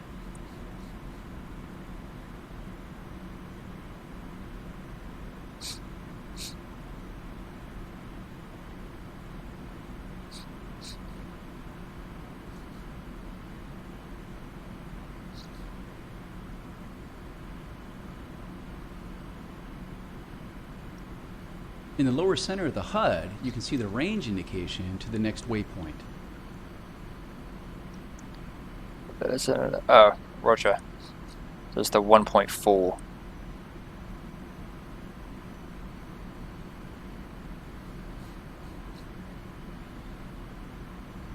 Man, this new weather system looks awesome. In the lower right portion of the HUD is the next waypoint number, in this case, 15. Oh, I see. There's an MI8 taxiing.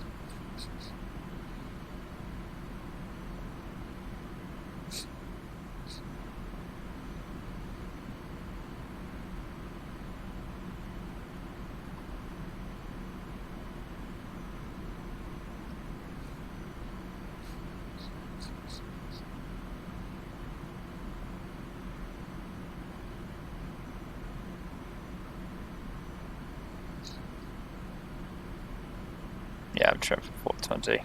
Thereabouts. You have several autopilot modes that can be quite useful during long flights. These include altitude hold, left alt and 1, altitude and roll hold, left alt and 2, level flight, left alt and 3, barometric altitude hold, left alt and 4, radar altitude hold, left alt and 5, route follow, left alt and 6. You can also toggle route follow mode by pressing A, and altitude hold by pressing H. Let's try route follow mode that will automatically fly our flight plan. Press left alt and 6. DCS runs so much better on my new laptop. Oh my god. It's 30 FPS constant the whole time, which is nice. I don't know what I binded it to. Autopilot, let's see, route following, left alt 6. Okay, so it is the same thing. Dot 6. Good. The aircraft is now under autopilot control. This concludes this Whoa. lesson. You can practice using some of the autopilot modes listed below, or you can end the lesson now by pressing the escape key. Okay, roger. How do I turn it off? Okay, so I guess that's how I turn it off. Let's press it again. Although, oh god, it fucked with my trim. Fucked with my trim, didn't it? Yeah, it screwed with my trim. Damn it. So it uses trim to do the autopilot. Oh, that's I don't like that very much.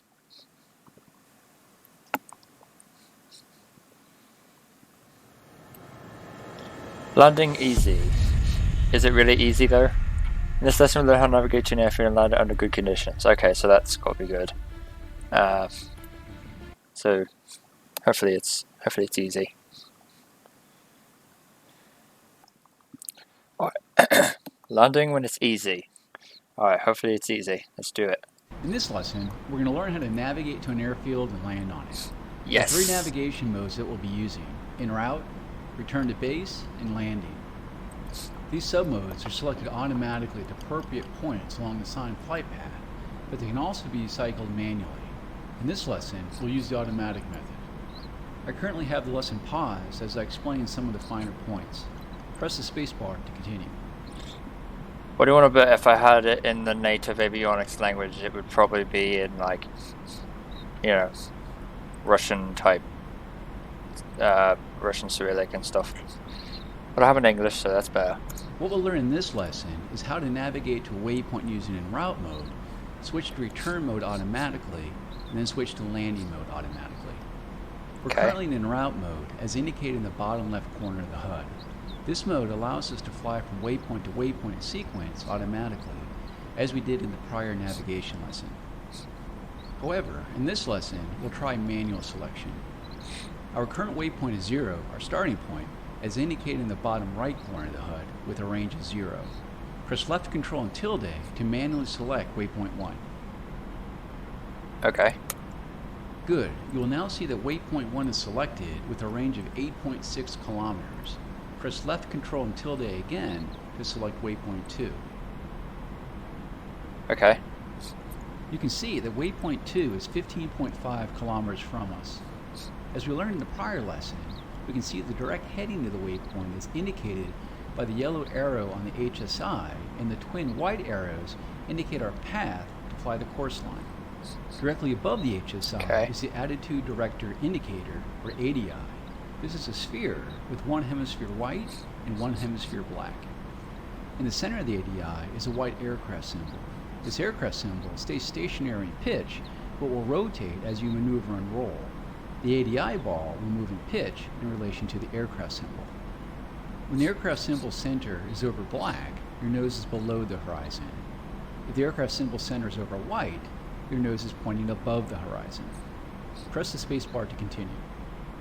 Okay. In the center of the ADI are two yellow lines to help assist you reach the waypoint via the course line. The course line is a direct line between two waypoints. The vertical line indicates your required azimuth steering to reach and maintain the course line. When the yellow vertical line is centered on the ADI, you are flying on or to the course line. If the vertical line is off to either side, put your stick in that direction until the vertical line centers on the ADI and adjust your roll to keep it centered. The yellow horizontal line indicates your elevation course steering. When centered on the ADI, you are flying at or to the set course altitude for that waypoint. If the yellow line is on the lower half of the ADI, push the stick forward until the yellow horizontal line centers on the ADI and adjust pitch to keep it centered.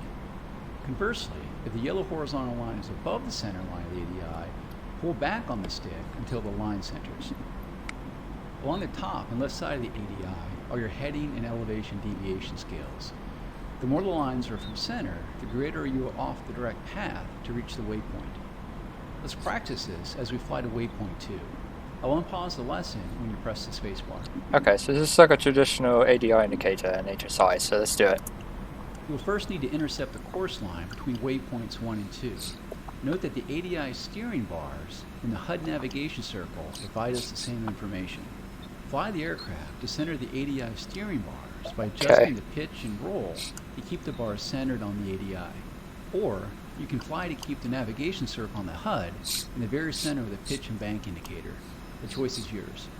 Also remember that the assigned airspeed and altitude for the waypoint are indicated as smaller digits above your current airspeed and altitude. Fly to waypoint 2. Alright, so I'm going to wait till that yellow line almost gets into the course deviation indicator. I'll just call it the CDI. Or that's the CDI or whatever. Fuck, I don't know my terms. Let's turn it like this. I definitely don't have the altitude right or the speed, but it's okay. Turn right a little more.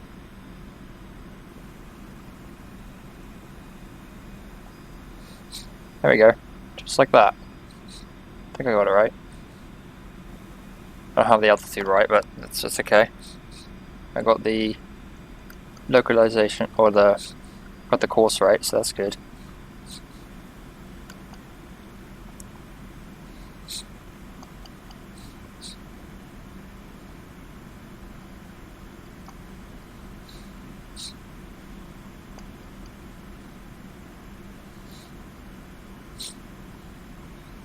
I'm getting the altitude. That's perfect. Nice job. As you may have noticed, the waypoint automatically cycled to waypoint 3. Go ahead and fly to waypoint 3 along the course line. Okay. Maintain a speed of around 400 kilometers per hour.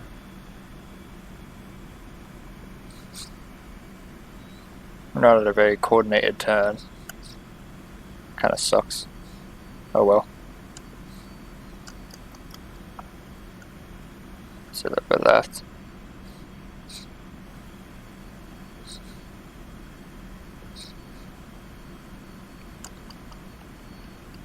It's gonna up my trim a little bit.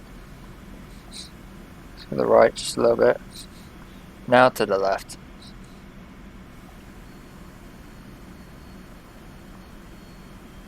Now to the left. There's an airport over there. Right in front of us. Oh, my altitude's not right.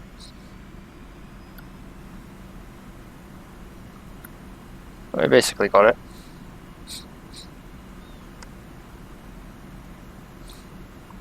I try to keep the speed. Now that you've reached the last en route waypoint, notice the return mode has automatically been selected as indicated as RTN in the lower left corner of the HUD. Your navigation steering will now provide you steering to intercept the instrumented landing system beams at the proper heading and altitude. Okay. The airfield return number, in this case MOSDOC, is displayed in the lower right corner of the HUD as number 17. Okay. Fly the assigned return navigation. Play assignment turn navigation, roger. So I need to get I'm a little low. But it's whatever.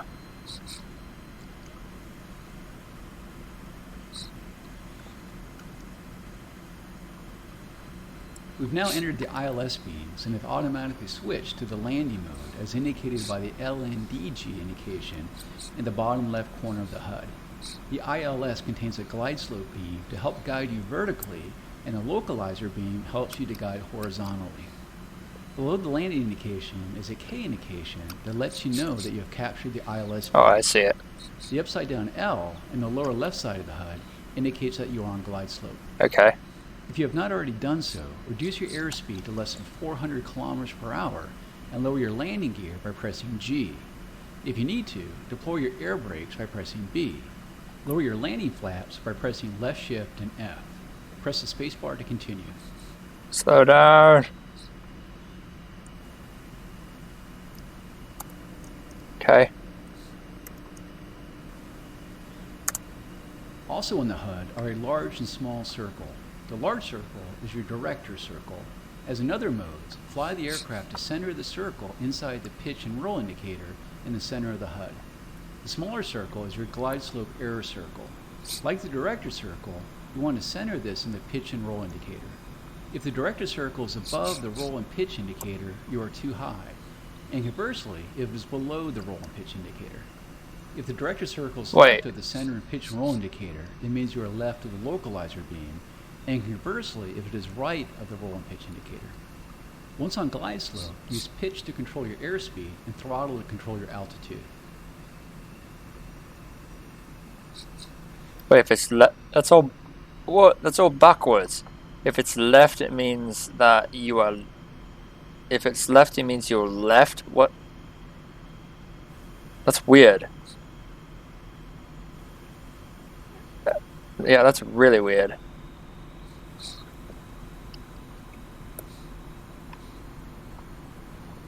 Oh, I'm doing terrible.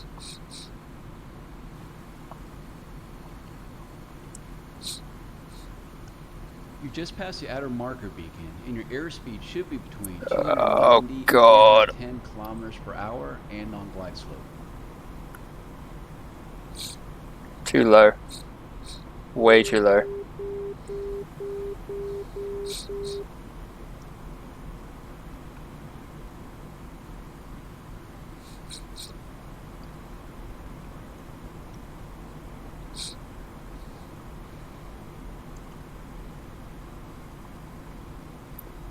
Oh God, it's hard. It's hard to keep control of this thing. I'm at like its stall speed. You have now passed the inner marker beacon, and your airspeed should be between 250 and 270 kilometers per hour. It is.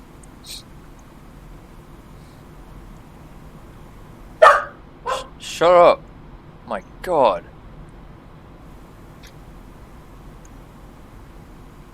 You just passed the runway threshold. When the radar altimeter indicates 5 meters, reduce the throttle to idle and flare the nose such that the Hold sink up. rate, as indicated on the right side of the HUD, is between 1 and 2 meters per second. Once all the wheels are on the ground and your speed is below 250 kilometers per hour, Brake. release the brake and chute by pressing P. Hold down the W key to apply the wheel brakes until the aircraft comes to a complete stop. Oh my god, these brakes are terrible. Oh god, these brakes suck. Oh shit, these brakes suck. These brakes are awful.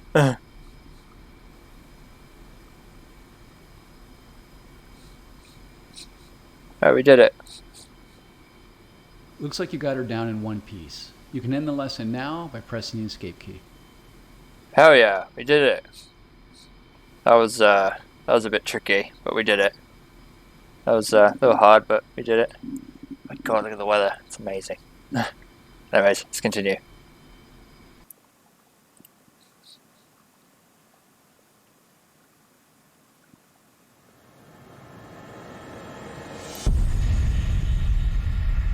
Difficult. In this lesson we learn how to navigate to airfield and land it under poor conditions. Oh god.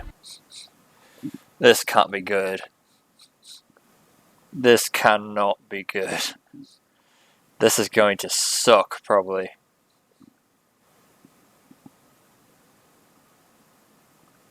I can't see anything.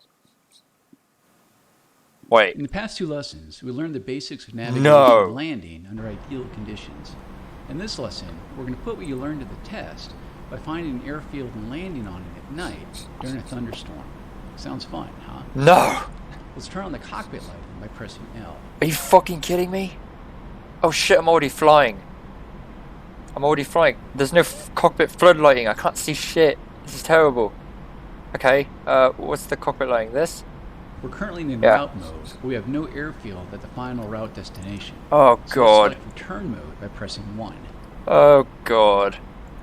As I mentioned in the last lesson, the airfield identification number is displayed in the lower right corner. Oh my god. 1 is the ID code for Beslan Airfield, the smallest runway I could find in the game, just for you. If you Oh, want to get you return asshole. steering to a different airfield, you can press left control and tilde until you select the airfield you want. A complete list of airfield ID numbers is located in the back of the SU-25T flight manual. Oh my god. Now, let's keep it on 21. Press the spacebar to continue. Okay. Just trust the instruments, Ice. You can't see outside, you can't see anything, it's okay. Oh my god. Using what you learned about course steering through the HUD and ADI, fly the assigned return course that will lead you to the ILS intercept for Beslan Airfield. As you start to descend, you'll probably pick up a lot of speed. Don't forget that you can deploy the air brakes by pressing B. It looks like it's straight in front of me.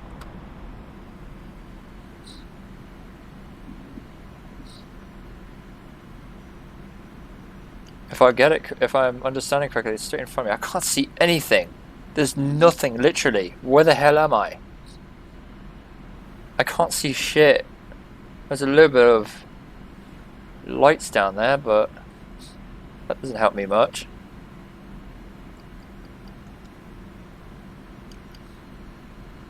Okay, air brakes.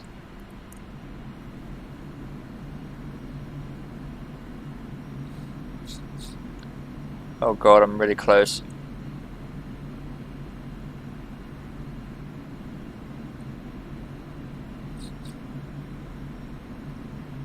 Getting really close to the airfield, apparently.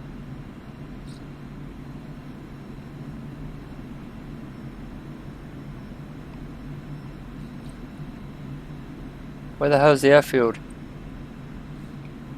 Is there an airfield? There's got to be an airfield. Somewhere.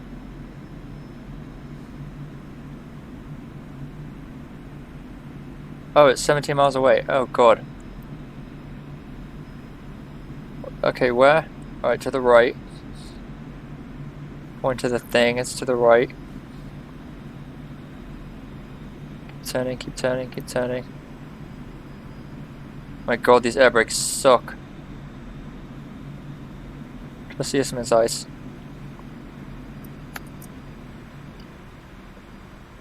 I can't see anything. Oh, I think I see it. Straight ahead. Okay, air brake's out.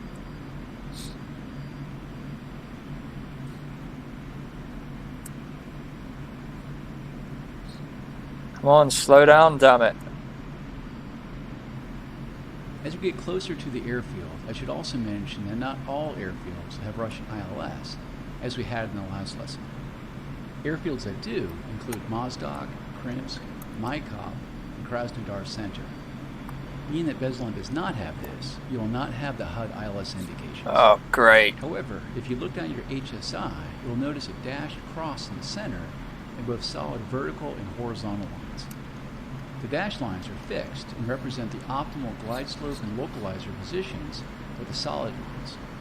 Press the space bar to continue. If the glide slope bar is below the dashed line, you are above glide slope.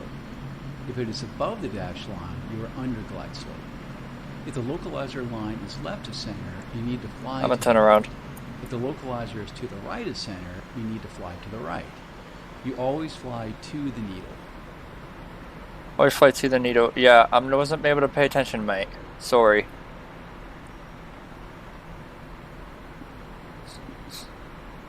I'm having to turn around because... Oh god. I'm really... my altitude's dropping a lot. Just gonna keep turning around this big circle.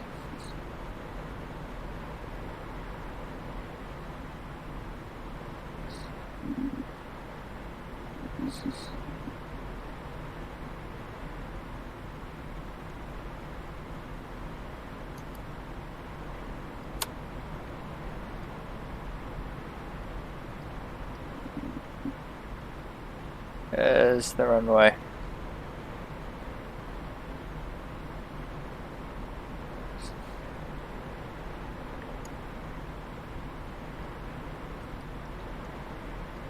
Mess with my trim.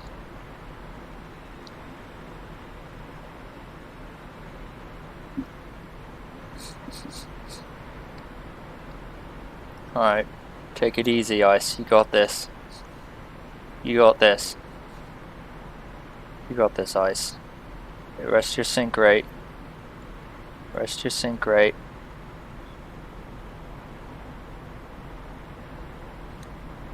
Use some rudder.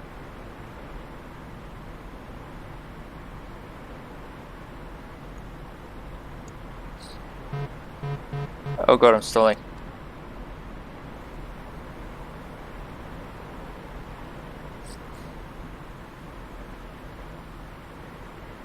Whoa, do we have a crosswind? What the hell is this?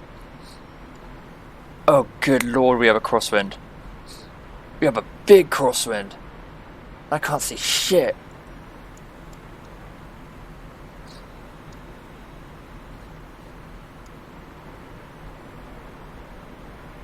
Take it easy, Ice.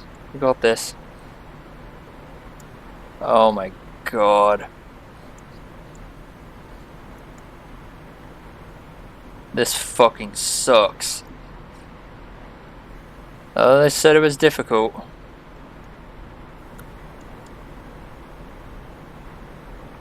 Okay, rudder left. Shut up. Trying to concentrate. Oh god. As you pass over the inner marker beacon, whoa, you may have noticed a little bit of crosswind from no south shit. to north. To counter this, input a little shut left up. rudder by pressing Z and add a little shut left up. bank to keep your nose tracking down the runway. Oh god. God, I can't see.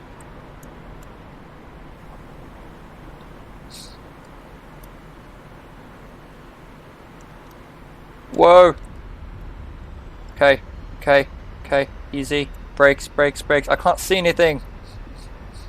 I can't see. I don't know where my landing light button is. Oh god. Please slow down. Please slow down. Slow down, slow down. Doing this without landing light. Oh my god.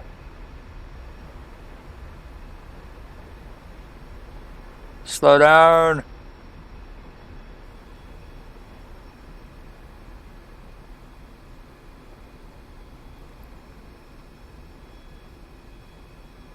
Slow down! I'm not stopping. Oh, there we Looks go. like you got her down in one piece. You can learn the lesson now by pressing the escape key. Oh my god, that was tough. Right, so we did that. That was hard. But I did it, and I almost overtook the runway. Alright, so now that since we're doing weapons now, I'm going to do the internal cannon first. And then gun pods, whatever that is. I'm going to do internal cannon, then gun pods, then air-to-air missiles. And then I'm going to do the bombs. So, internal cannon. In this lesson, we will learn to use the internal twin-barrel GSH 20 30mm cannon. Oh my god, that was stressful. That was very stressful. That was so stressful. Oh my god. Alright, internal cannon. This will be fun. Finally getting into weapons. Oh, there's no sound. Oh god, that's bright. In this lesson, we're going to learn how to use the internal 30mm cannon. We will start the lesson in active pause mode. Under the forward fuselage of the SU-25T is a twin-barrel GISH-20 30mm cannon with a 200-round magazine. The 30mm cannon round is armor-piercing, high-explosive that is best against light armor and unarmored targets. The rounds include a tracer that you can use to better judge where the rounds are impacting. The firing rate is 3,000 rounds per minute with a muzzle velocity of 870 meters per second. You can turn on the cockpit lighting by pressing L. Okay. Press the spacebar to continue. Let's do it. Yeah, there's no cockpit floodlighting, which is bad. There should be, but there's not. Oh well. Go ahead and enable air-to-ground mode by pressing 7. Okay, 7. To select the cannon as the active weapon, press C. Ooh, here we go. C. With the cannon selected, take a look at the weapon status panel. What's that? In the bottom right corner is the indication for cannon rounds remaining. The K indicates a full magazine. Where? And there are indications for Oh, half here. and 1/4. In the top right corner of the panel is the weapon type indicator that shows the cannon is selected. Press the spacebar to unpause the lesson and fly through all the gates ahead. Okay, so I have to be careful with these gates because I'm assuming if I miss one, then the whole script fucks up. So Given that it's pretty dark out, you want to keep a close eye on your instruments and your radar altimeter on the HUD. cold or You're flying fast. pretty low, so make sure you don't get below the route altitudes. As before, fly through all the gates ahead, and we'll talk more about the gun as we get closer to the target.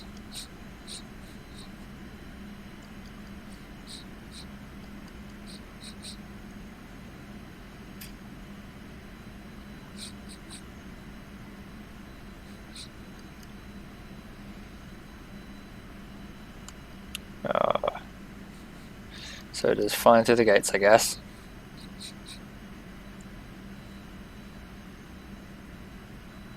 Oh, we're going fast. This looks nice at night.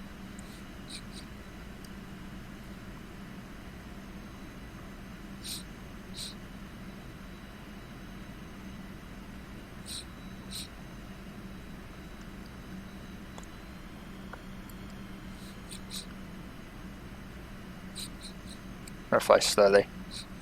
There's no need to fly super fast.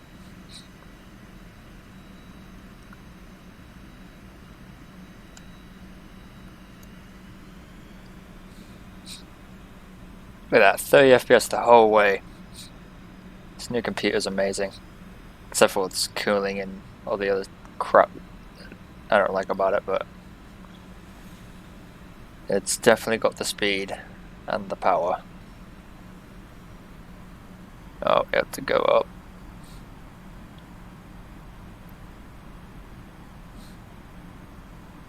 Hey, it's this gun.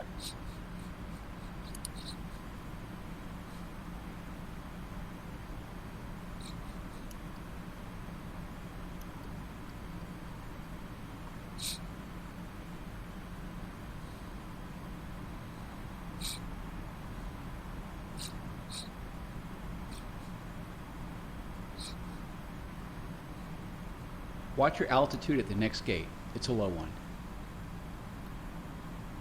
What? No, it's not. Not really. It's not that low.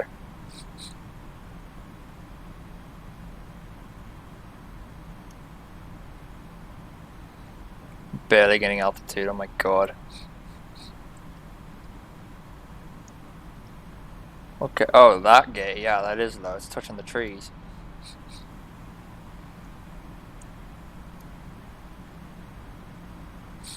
Oh god.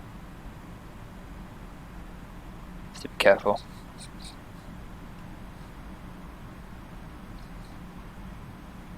On the HUD, you'll note that gun is displayed in the bottom left corner, indicating its selection.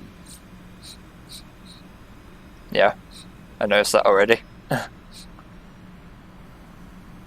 In the lower right corner of the HUD is a box that indicates the remaining ammunition in quarters, 4 being full and 1 being 1/4 full. Okay.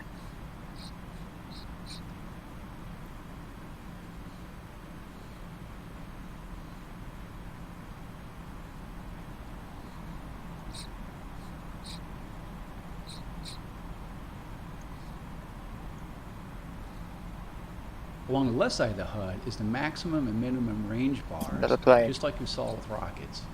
In the range carriers between the two bars, the cannon is within range of the point beneath the aiming reticle on the HUD. When in range, the LA indication will be displayed. Okay. When in range, roger. God, I'm barely getting any power out of this damn thing. I'm like stalling, I'm like still barely getting any altitude. Yeah, see look, I'm still...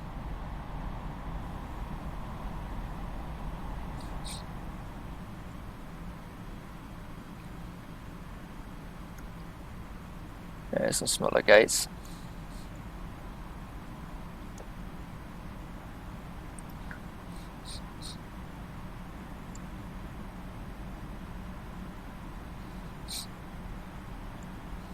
We'll now start our dive on the target that consists of a couple trucks marked with red smoke.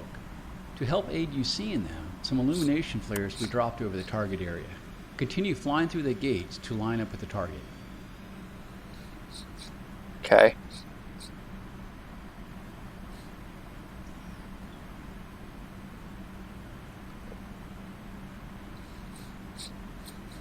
Watch your airspeed and fly to place the aiming reticle over the target. I can't do that Press now. Spacebar when you get the LEQ. My god, man. You just want me to do it now and I can't. I have to go around for a pass. It's bright down here. It's so bright, it's weird. Probably the flares.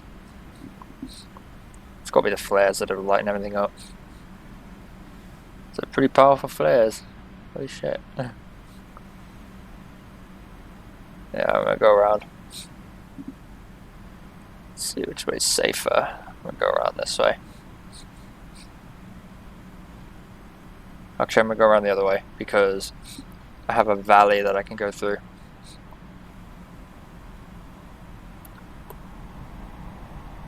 Go full power.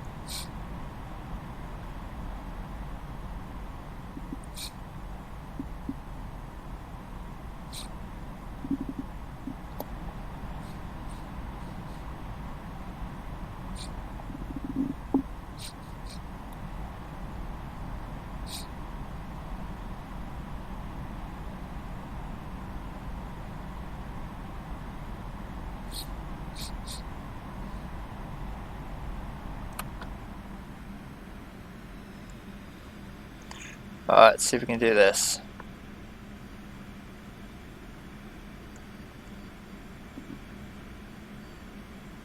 Authorize. Fire. Good hits on target. You can end the lesson now by pressing Escape key, or practice on the remaining targets marked with green smoke before the illumination flares die. I'll end it. So that was a success. That was nice. Got to do some guns. Now, gun pods. Let's learn to use the SPPU 22-1 gun pods. Alright, let's do it. In addition to the internal 30mm cannon, the SU-25T can also carry up to 4 SPPU-22-1 external gun pods. Okay. Each pod contains 2 GISH-23L autocannons that contain 260 23mm rounds. The fire rate for the cannons is 3,000 rounds per minute and have an effective range of around 2 kilometers. The pods are most effective against unarmored and lightly armored units. This lesson is currently in active pause as we discuss its use. Press the spacebar to continue. I think I see a barrel right there. My crosshair is, but I'm not sure. We'll see. Enter air-to-ground mode by pressing 7. Oh yeah. Activate the gun by pressing C. It's snowy everywhere. It's nice. On the weapon status panel, you'll see that we have 4 wing stations loaded. Each of these contain a single gun pod. You will also note that we have a full ammunition load indicated by the K. Press the spacebar to continue. Yeah, the K, right. Let's take a look at the weapon systems control panel in the bottom left corner of the front dash. Okay, this. Currently, the release mode switch is set to the salvo position, and the size switch is set to 1. In this setting, just the internal 30mm cannon is used. Press left control and spacebar once to select the next salvo position. Fuck. Is it this? The fix option is now selected as a salvo position, and the salvo size switch has been set to X2. In this setting, 2 gun pods are now the active weapons. Inside each of the gun pods, the twin barrels can be depressed to allow you to shoot downwards even when in level flight. When the barrels are depressed, the green light on the panel will light. Let's try this. Press right control and right bracket to depress the gun pods. Right control, right bracket to depress them. Okay. Let's see if it does what I think it does. Yeah. Notice that when you did so, the range carried on the left side of the HUD decreases due to the change in gun barrel angle. Now try raising the gun barrels by pressing right control and left bracket. Okay. Good. To select all 4 pods in fixed mode, press left control and spacebar again.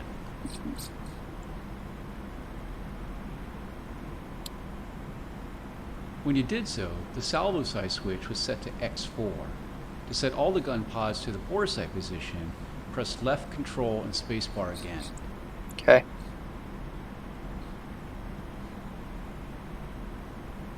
When you did so, the salvo position switch was set to the 0 position. To return the internal 30mm cannon to the salvo position, and the salvo size switch set to 1, press left control and spacebar one more time. Do this now. Ahead of you, on a small airfield, is a light armored vehicle marked with red smoke to practice on. Set the number of gun pods to use in the depression angle, and then use the aiming reticle on the HUD to line up the shot. When you have the launch authorization cue, press and hold the spacebar to fire the gun pods. Press the spacebar to unpause the lesson. Okay. So I'll do number 2. Then fire these pods. Okay, here we go. Alright, let's see if we can do this. Oh, I can't see anything. Can't even see that thing. Launch authorized.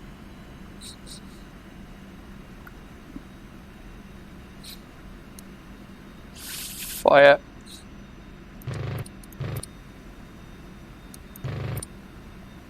Yeah, this sounds a little weird.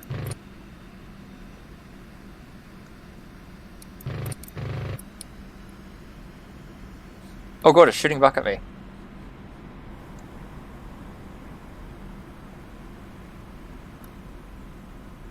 Well, I used the pods, so that worked.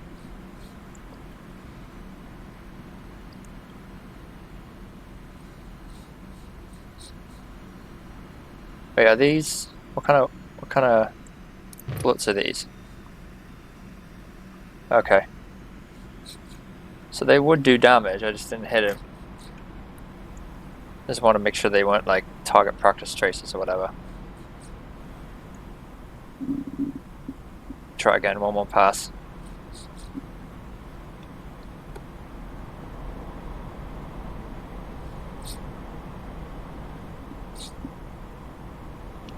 can't see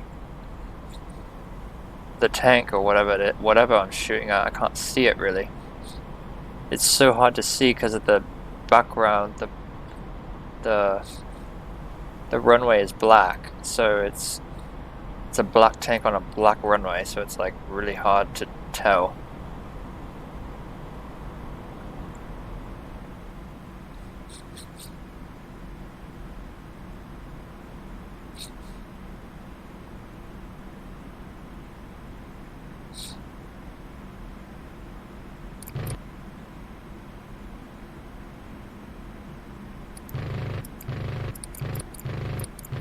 Pull up. I didn't get it. Oh well. God, he's shooting at me.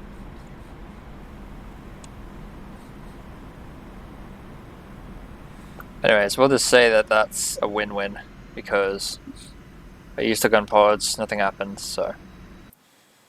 Yep, so at least we learned how to use the gun pods.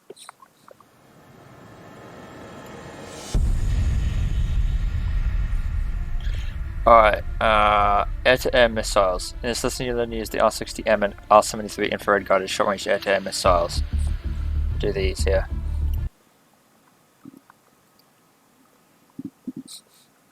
Alright, let's do this. We're going to do missiles now. Although the SU-25T was built to kill ground targets, it does have a minimal capability to attack other aircraft.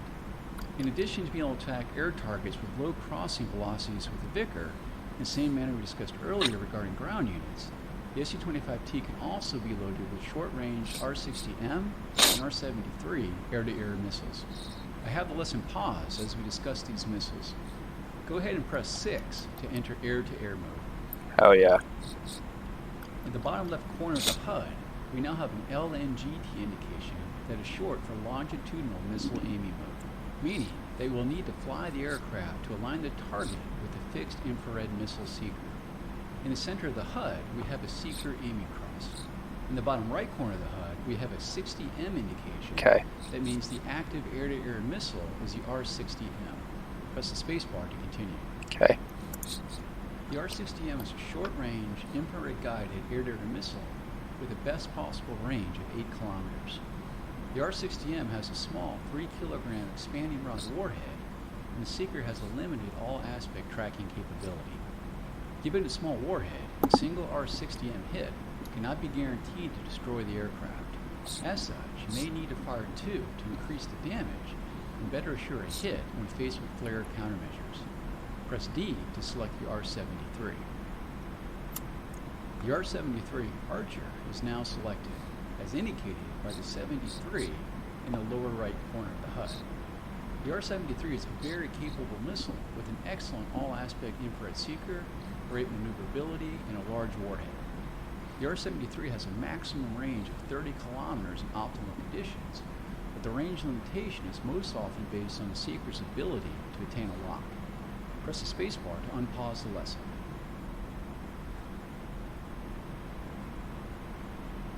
Okay. I've placed a target helicopter 6 kilometers ahead of you. Fly the aircraft to place the aiming cross on the center of the HUD over the target.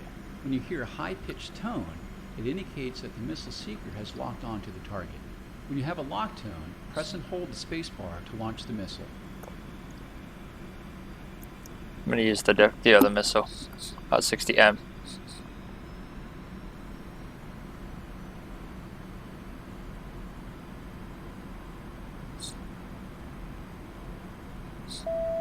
Fire. Oh, got decoy with the flares. It got decoyed with the flares. Damn it. That was not a good idea. Because it got decoyed with the flares. Ah, shit.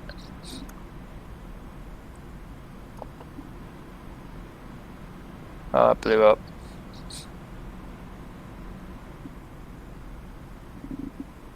Spinning around. I guess I'll fire the next R60M and see if it works. And if that doesn't work, then the other ones will.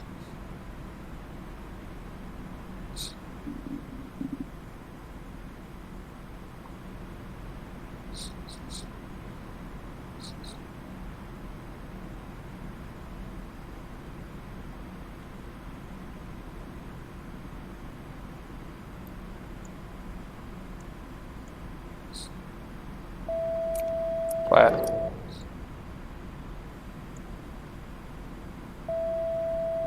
Splash 1. There we go. Activated another target coming at you from Waypoint 1. Feel free to try a different missile, or you can end the lesson now by pressing the escape key. Oh, no, that's enough. Second one was a charm. Goodbye, mate.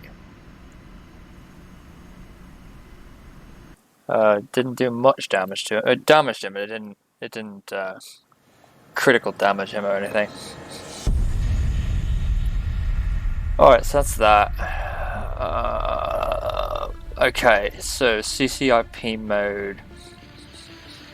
Yeah, CCIP mode, unguided bombing. This lesson we learn how to deliver unguided bombs is continuously compete at impact points, CCIP mode. Oh, this is gonna be fun. Alright, so unguided bombing, CCIP, let's do it. In this lesson, we're going to learn how to deliver unguided bombs in the Continuously Computed Impact Point mode, or CCIP. Unguided bombs of the SU-25T include the Fab 100, Fab 250, Fab 500, RBK cluster bombs, and Beta penetration bombs. In this case, I have 2 racks of Fab 100s and a couple of larger Fab 500s. Each of the Fab bombs has a high explosive warhead, and the number in the name indicates the bomb's weight in kilograms. I currently have the lesson in active pause. The first thing I need you to do is select air to ground mode by pressing 7. Okay. Do this now. 7. Note that the HUD has changed to remove most of the navigation information and replaced it with bombing symbology. We'll talk more about this soon. You can switch your weapons by pressing D. Try this now.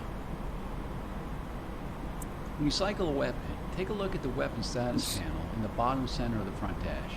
It's the black panel with the shape of a wing along the top. There are 2 rows of lights below it. The top row of yellow lights indicates the weapon stations that have weapons attached to them. And the lower row of green lights indicates weapon stations that are loaded with the currently selected weapon type. In the top right corner of the panel, a B symbol is displayed. This indicates that the selected weapon type is a bomb. You can also see the symbol in the lower right corner of the HUD. By pressing left control and spacebar, you can set the ripple quantity, meaning how many bombs are released when you press and hold the weapon release button and trigger. Try this now. Okay. As you cycle ripple quantity, take a look at the weapon control panel in the lower left portion of the front dash. On the panel are 2 knobs. The right knob has positions for X1, X2, X4, and BCE. The position of the knob determines how many bombs will be released, as singles, in pairs, 4 at a time, or all at once. You can set the release interval by pressing V. This determines the time between each bomb release. Longer intervals result in greater spacing between bomb impacts.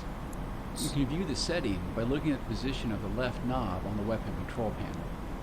The knob has positions for 0.1, 0.2, 0.3, and 0.4 seconds. The last position indicates salvo mode, in which all weapons are released simultaneously. Give this a try. Press V to cycle the release interval.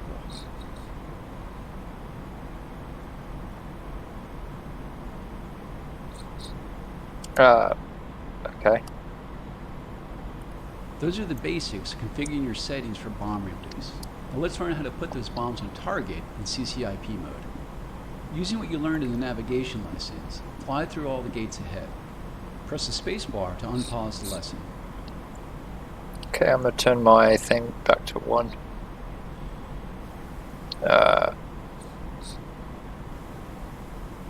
Yeah. Let's do it. If you are not already, press 7 to enter air-to-ground mode. Did that already.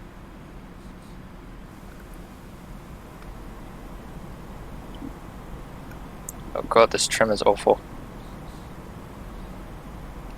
On the HUD, you can see a pipper with a dot in the center. This is your bombing reticle, and we'll use it to aim your bombs. When you're within valid bomb release parameters, indicated by the launch authorization queue on the HUD, the bombs will impact where the bombing reticle pipper is at time of weapon release. Along the left side of the HUD is the range scale bar and caret that indicates the bomb fall range.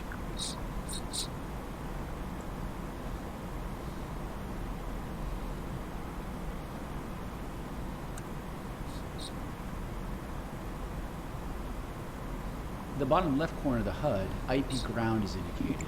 See and that? The visual bombing mode is selected. The B in the bottom right corner of the HUD indicates you have bomb selected. Okay. Well, it's hard to maintain this altitude. Ahead and below your nose is a set of trucks marked with red smoke. This will be your aim point. When you fly to the next gate, quickly begin a dive onto the target. Okay.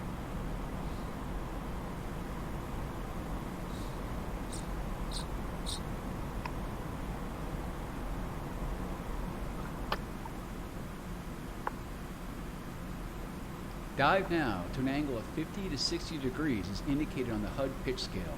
Maneuver the aircraft to place the bombing reticle pipper over the targets marked with the red smoke. When a line is drawn from the top of the bombing reticle, Launch and LA authorized. appears at the bottom of the HUD, release your bombs by pressing the spacebar. Control your airspeed by reducing throttle and pressing B to deploy your air brakes. Dropped. Oh god, I'm too fast.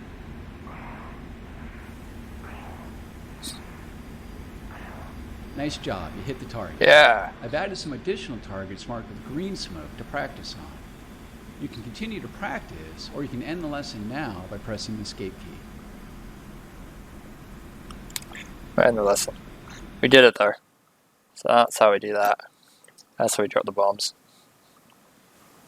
That was pretty nice. Alright, CCRP mode, unguided bombing. In this lesson we're going to learn how to deliver unguided bombs in continuously computed release point, CCRP mode. Alright, this is gonna be interesting. Alright, CCRP mode, unguided bombing. Let's do it.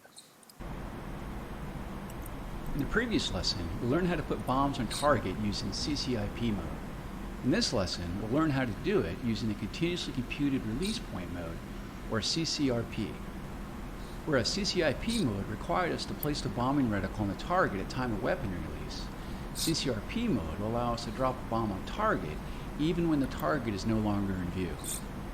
As before, fly through all the gates ahead.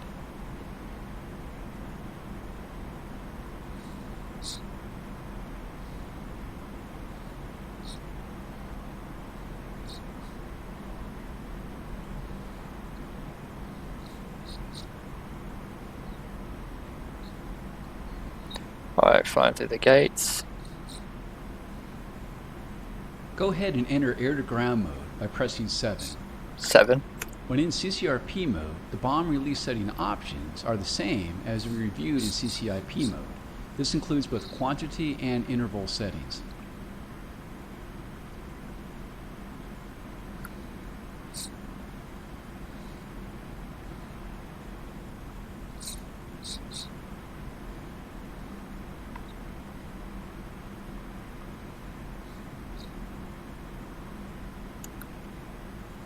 Continue flying through the gates to reach the target. Okay. A lot of flat land out here. Oh, farmland it looks like.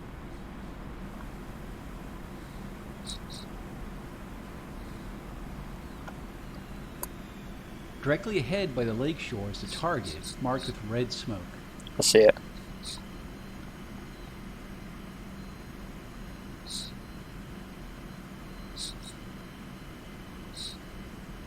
Fly to place the pipper in the center of the bombing reticle over the target and press and hold the weapon release trigger or spacebar. When designating for release of multiple bombs at once, it's best to aim slightly ahead of the target such that the stick of bombs straddle the target. As you hold down the weapon release trigger over the target, you'll notice a green diamond over the target. This marks it as a designation point for a CCRP release.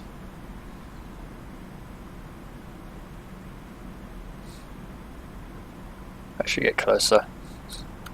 As you approach the target, keep flying through the gates, but keep the pipper aligned with the vertical line at the top of the pitch and bank angle indicator in the center of the HUD. Continue holding down their weapon release trigger.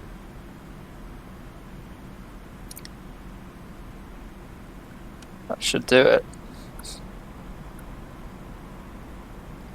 Approaching the release point, the timed release indication on the left side of the HUD descends, and the release tone is heard shortly before the bombs are released.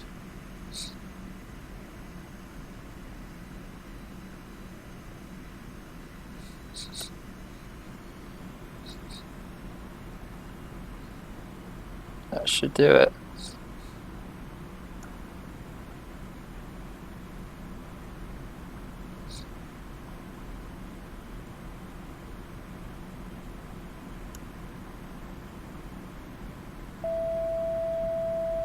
Launch authorized. That should do it.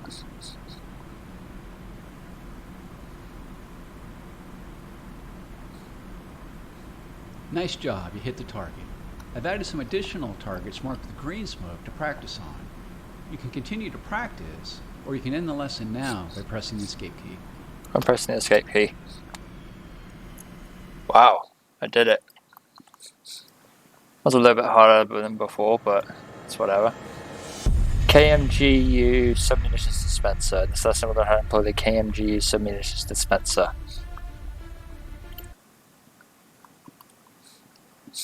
Alright, here we go. In addition to the unguided bombs we used in the previous lessons, we also have the KMGU submunitions dispenser. In this case, we have 4 dispensers loaded with 12 AO 2.5 RT fragmentation bombs apiece. Dispensers are a useful weapon when needed to lay down an elongated path of destruction, great for convoys and runways. I currently have the lesson in active pause mode. Press the spacebar to continue. Alright. On the weapon control panel, using the interval switch, you can press V until SSC MJM series is selected. This is a special release mode for the KMGU submunition dispensers and multiple ejection racks, MUR. When enabled, the KMGU submunitions are dispensed at 2-second intervals, and MUR munitions are released at 0.3 seconds apart, according to the total quantity specified by the salvo size switch. This allows a larger but less dense submunition coverage. Press the spacebar to unpause the lesson and follow the gates. That's a bit confusing, but okay. As we ingress to the target, press 7 to activate air-to-ground mode. 7.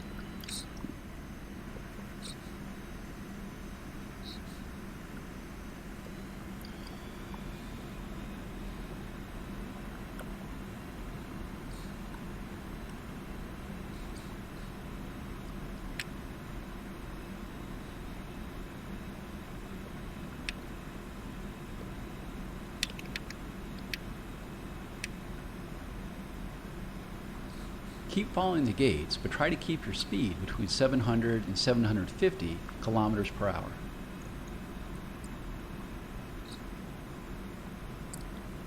I'm obviously going slow, but it's alright.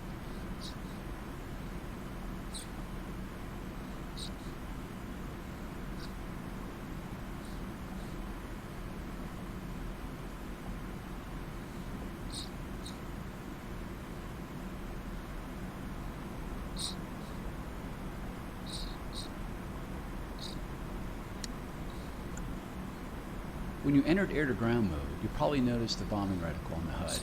As before, we need to line up the reticle with the target. As long as we keep our speed fast, we can get a good valid bombing solution even from low altitude. I'll let you decide to deliver the weapon either in CCIP or CCRP mode. I'll speed up. That way we can get a better solution.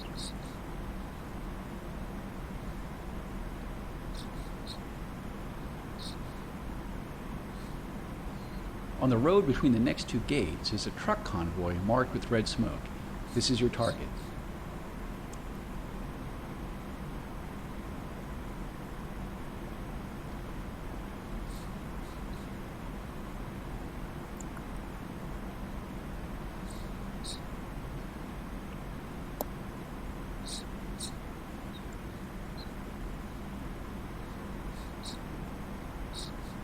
Line up with the target and place the bombing pipper slightly before it, because there will be a slight release delay as the canister doors open.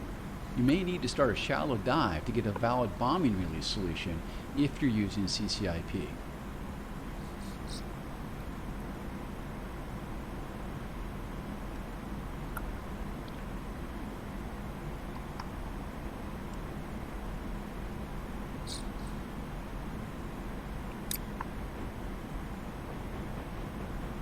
Nice work, you hit the target. You can end the lesson now by pressing the escape key, or you can locate and destroy another convoy marked with green smoke further down the road. I'm going to cut it. Or end it. That went well. Unguided rockets. In this lesson we're going to learn how to employ unguided rockets. Okay, unguided rockets. Let's see how this goes. Now that we're getting the hang of unguided bomb delivery, we're going to move on to using unguided rockets. We have many rocket types loaded for this lesson, but they're all delivered in the same manner. Basically point and shoot when within range. We'll keep this lesson in active pause mode as we discuss unguided rockets. Press the spacebar to continue. Alright, spacebar. Take a look at the weapon status panel in the bottom center of the front dash. You'll see that except for the most outer and inner stations, all stations are loaded with rockets, indicated by the yellow lights. Yeah. In the top right corner of the panel is a dashed field that indicates the selected weapon type. Currently, no weapon type is selected. Let's select rockets now by entering air-to-ground mode. Press 7. Okay, 7. Great. Now we're in air-to-ground mode, and you can see HPC, which indicates rockets, shown in the current weapon field. Okay. You can also see green lights on the active weapon station indication. In this case, the second most outboard station on the right wing. In the lower right portion of the HUD, you are provided the name of the selected rocket type. You can see S5, which indicates the S5 rocket, which is housed in the UB-32A rocket pod. This is a rather small rocket with a high explosive warhead. Press D to select the next rocket type. Okay. The next rocket type is the S8KOM. This rocket uses the B8M1 rocket pod with 20 rockets per pod. The rocket is 82 millimeters in diameter, has a range of about 2 kilometers, and has a shaped charged warhead which is good against armor. Press D to select the next rocket type. Okay. This is the S13OF, which is held forward to a B13L rocket pod. The rocket is larger than the S5 and S8, having a diameter of 122 millimeters. It has a blast fragmentation warhead and has a range of about 2 kilometers. High explosive and blast fragmentation warheads are best used against unarmored and lightly armored targets. Okay. However, a direct hit on an armored vehicle may destroy it, depending on the size of the warhead. Press D to select the next rocket type. Okay. The S-24B is your largest rocket, with a diameter of 600 millimeters and a mass of 235 kilogram blast fragmentation warhead. Given its size, the S-24B is not housed in a pod, but rather directly attached to the weapon station. Press D to select the next rocket type. Okay. The other large rocket at your disposal is the S-25 OFM, with a diameter of 340 millimeters and a 190 kilogram warhead. This rocket has the longest range and can reach out to 3 kilometers. Each rocket is housed in a single launch tube. Press D to select the next rocket type. Okay. The final rocket is the S-8 OFB-2. Like the KOM version, it's an 82 millimeter rocket with 20 rockets per pod. However, this one has a blast fragmentation warhead. Press D to return to the S5 rocket.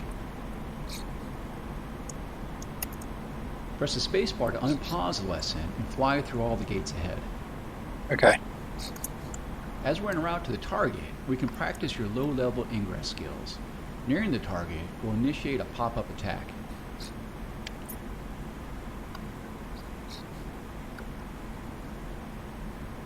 Okay. So just follow the gates.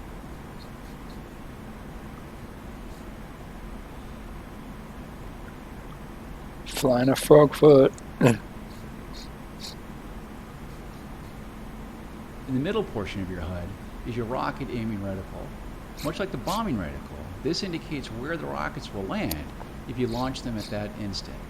However, the range must be within minimum and maximum range value of the selected rocket type. Gotcha.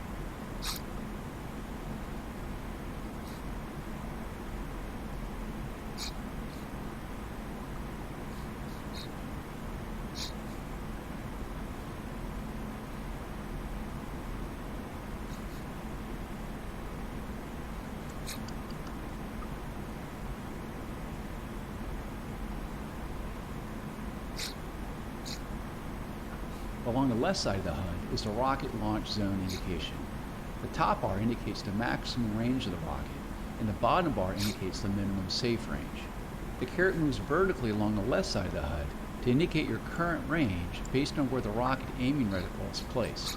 When the caret is between the maximum and minimum range bars, the range is valid.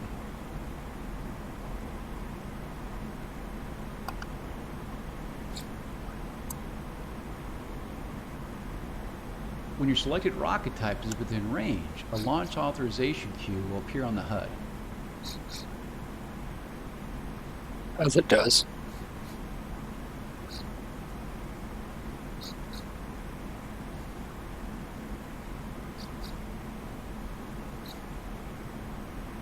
At the next gate, we'll start our climb. Make sure your speed is above 700 kilometers per hour.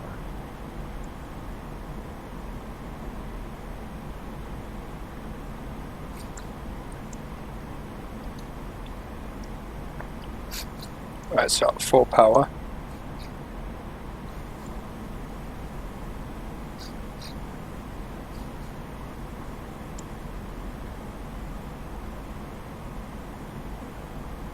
As you pass through the top gate, roll the aircraft inverted and pull the nose down to the target.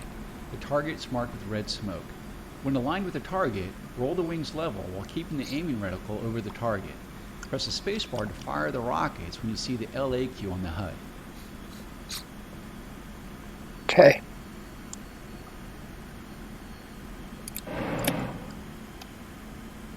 Nice hit on target. You can end the lesson now by pressing the escape key, or you can practice using other rocket types on the targets I just marked with green smoke. Nice, we did it. That wasn't too bad at all.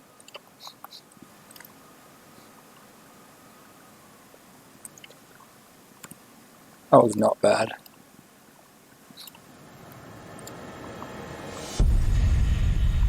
Let's see, Unguided Rockets. Scroll sensor with KH-29 and KAB. Okay.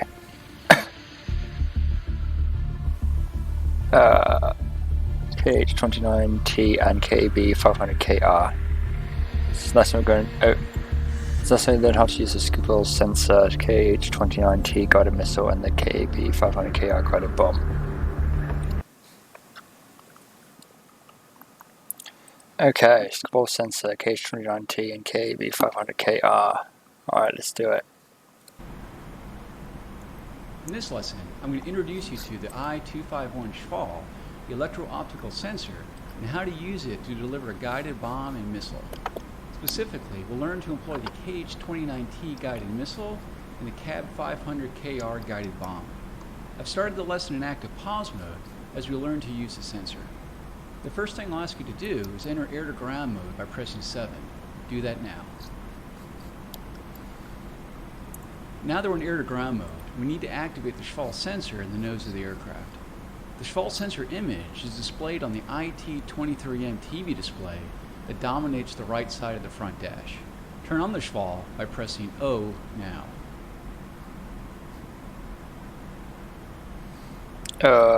Okay. Let's talk a little bit about the What's symbols this? you see on the Schwal display. On the top and left side of the display are scales and reference carets that indicate how far your sensor is slewed off from the center line bore sight position. The top scale is your azimuth slew that extends 40 degrees left and right of center line. The vertical scale on the left side is your elevation scale that ranges between positive 20 and negative 90 degrees. The default bore sight position is marked by the longer lines on the reference scales. Try slewing the camera left and right by pressing comma and /. To slew the camera up and down, press period and semicolon. Return the sensor to bore sight by pressing right control and I now. Alright, so I have it on my HOTAS. So down, left, right, up. Okay. Pull sight. To the right of the elevation reference scale is your boxed pitch angle. In the top right corner is your current altitude. If an R is to the right of the value, it means the altitude is in regards to your radar altimeter and not barometric altitude. Press the spacebar to continue. There are 4 corner markers in the center of the display that indicate your sensor magnification level. When the corner markers are displayed, the Schwal is using 8x magnification. Press the equal sign to change the magnification to 23x. When you did so, note that the corner markers were removed. Return to 8x magnification by pressing the minus sign now. In the center of the display is a horizontal dashed line that indicates your pitch angle. The 2 solid lines indicate your roll angle. These are useful when you're flying heads down with no external flight references. Press the spacebar to continue. That makes sense. On the HUD, you'll notice that TV is displayed on the left side to indicate that the Schwal is active. Ground mode is indicated in the bottom left corner, and the weapon type is shown in the bottom right corner. In the center of the HUD is your aiming reticle that corresponds to where the Schwal sensor is looking. This is a useful reference to help steer the sensor to the target. Press the spacebar to continue. Use your Schwal sensor controls of comma, /, period, and semicolon to move the sensor over the small airfield directly ahead of you near the coastline. When you slew the sensor over it, press Enter to lock the sensor at the location to ground stabilize it. Okay. Let's move it over to the airfield.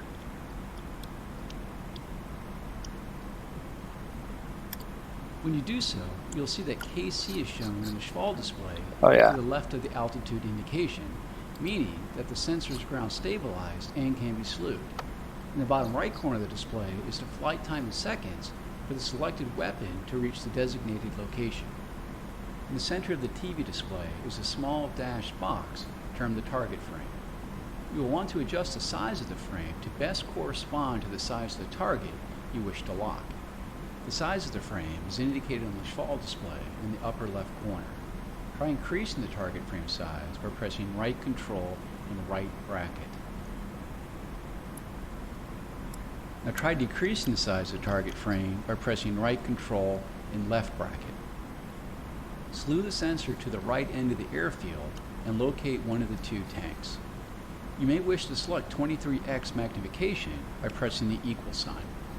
When the sensor is within range, it will automatically lock up the target, and the KC indication will be replaced by an AC indication once we unpause the lesson. Press the spacebar to continue. Okay, I did that. On the left side of the HUD, you will notice the range carrot and maximum and minimum range bars of the selected weapon. When the carrot is between the 2 bars, the launch authorized indication will appear on the HUD and the Schwal display. Let's start with the KH-29T missile.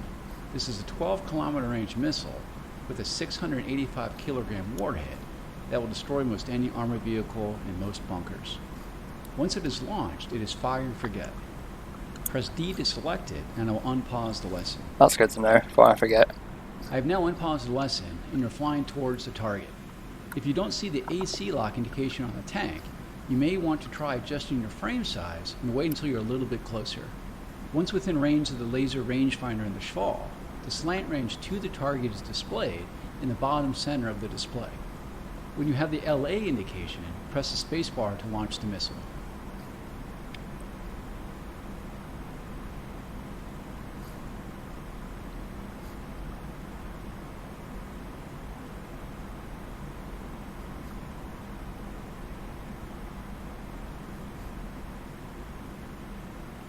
Alright, launch.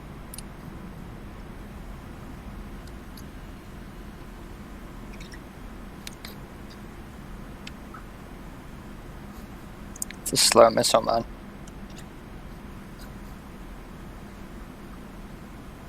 I'm trying to stay up here with the altitude.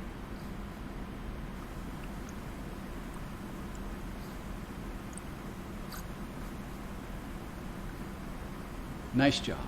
We now have a CAB 500 KR guided bomb selected.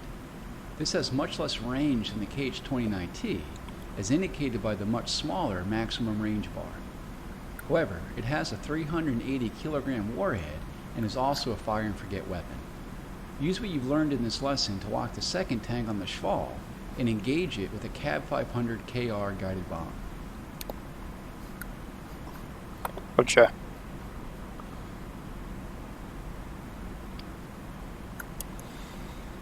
Oh, this is going to be interesting.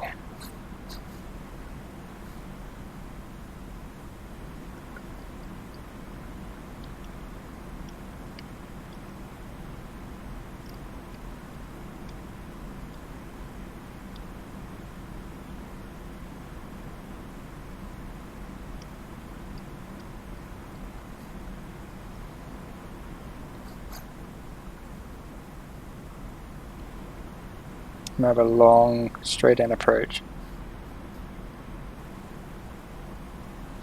I'm assuming this thing needs a direct hit to do any damage.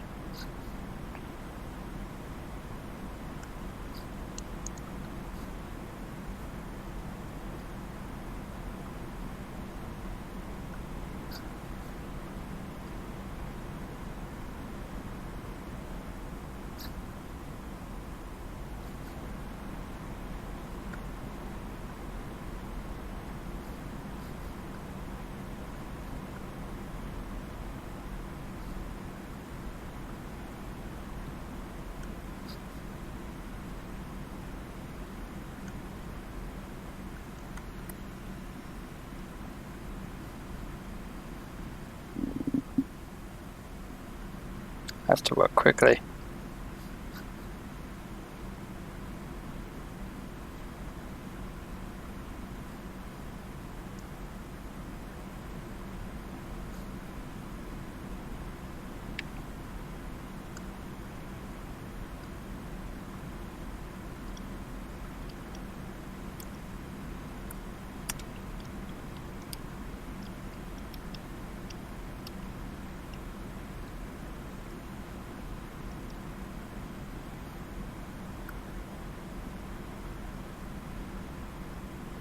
Come on, get an AC lock. There we go.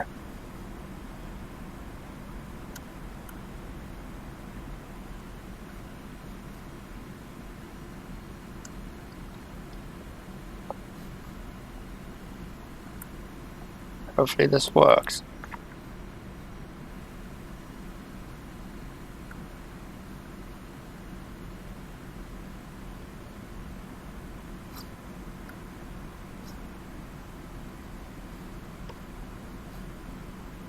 Any second now. Alright, fire. So it looks on the outside.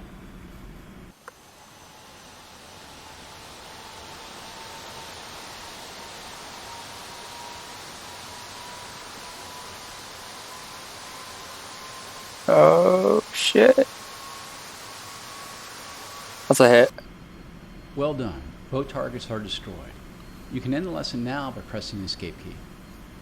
That was a hit. That was beautiful.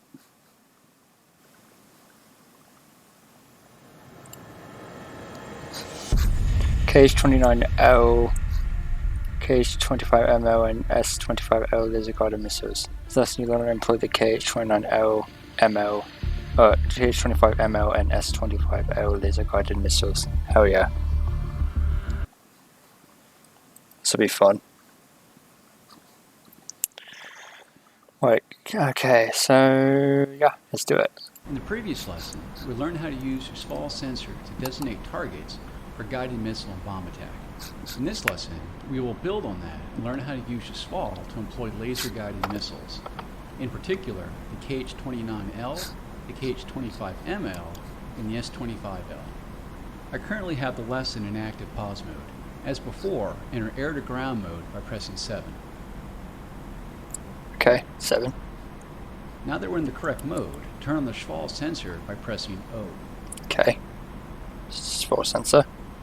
This should look quite familiar after the last lesson. All the principles will be the same, except these missiles will require laser guidance to hit their targets. Go ahead and slew the Schwal sensor to the abandoned airfield directly ahead of you at Waypoint 1. At the end of the runways are 3 target tanks. Lock the sensor on one of the tanks by pressing Enter.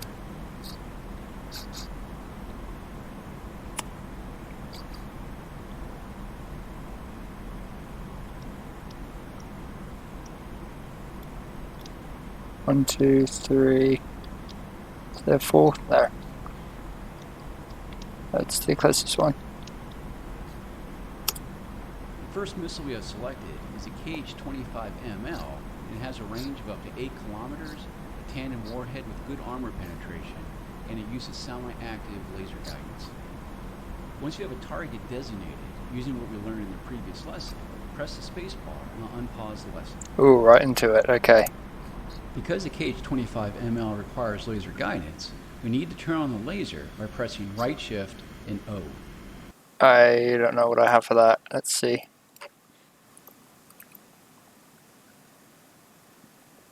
And O.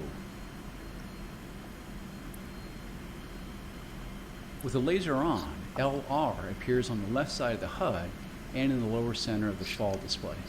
When the target is within range, press and hold the spacebar to launch the missile. You will need to keep the Schwal locked on the target and the laser on for the entire time of missile flight. Okay.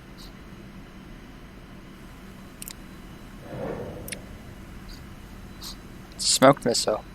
Okay. Yeah, that's a smoke missile. Good hit. Let's select the KH-29L now by pressing D again. The KH-29L is a much larger missile than the KH-25ML and can reach all the way out to 30 kilometers in optimal conditions. Damn. It has a large 320 kilogram high explosive armor piercing warhead. As before, designate the target with the Schwal, and then launch on the target when within range by pressing the spacebar. I need to go around, obviously. So you just need the laser on, but the laser's automatic, that's nice.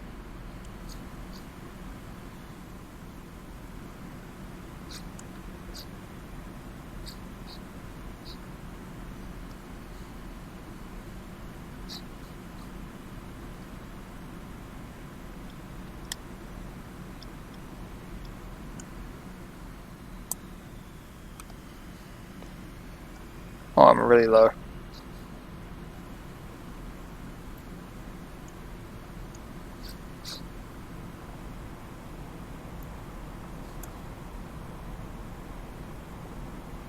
How about the stall?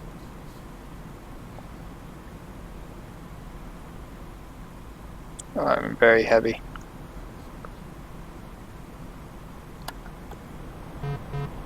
Yeah, I'm stalling.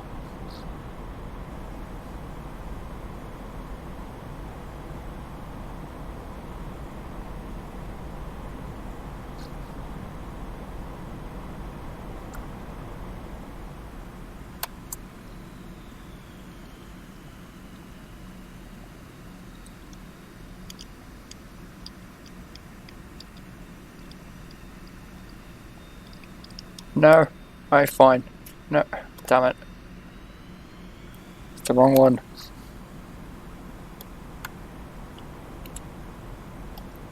Had to unlock the damn thing. Some bullshit. Alright, I'm just going full power, fuck it. Get some altitude. It's ridiculous.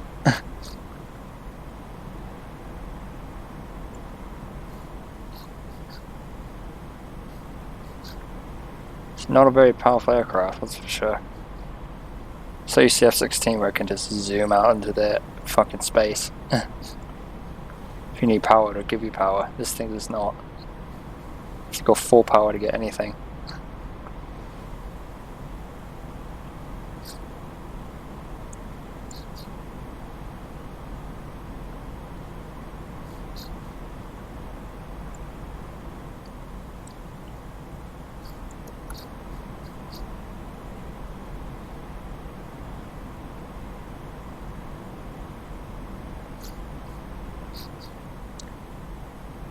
Flying far away from these guys.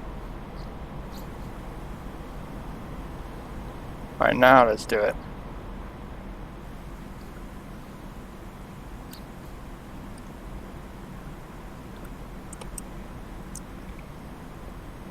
And set that.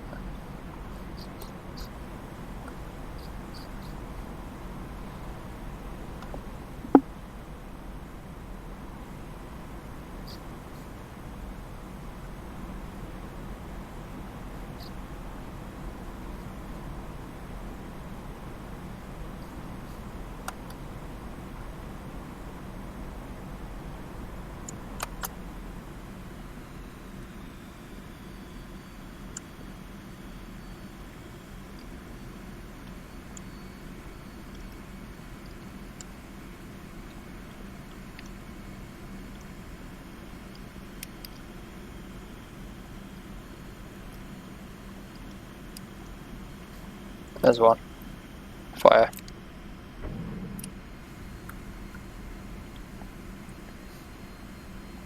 That's a much faster missile. Damn.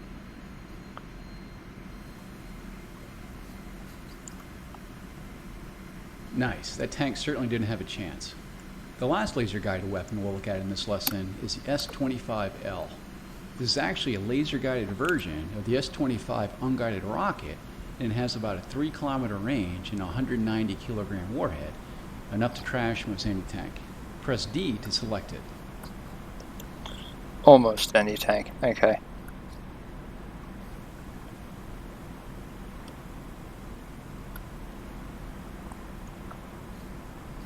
Oh, you select it.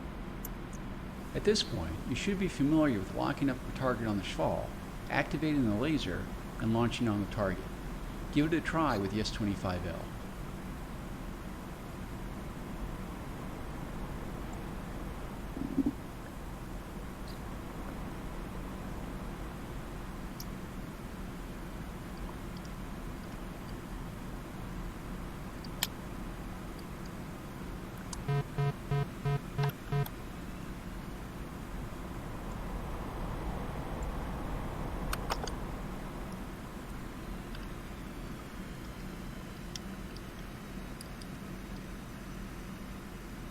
Fire.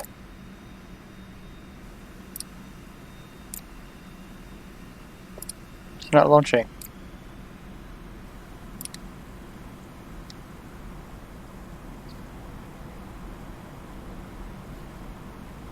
Why did that not launch?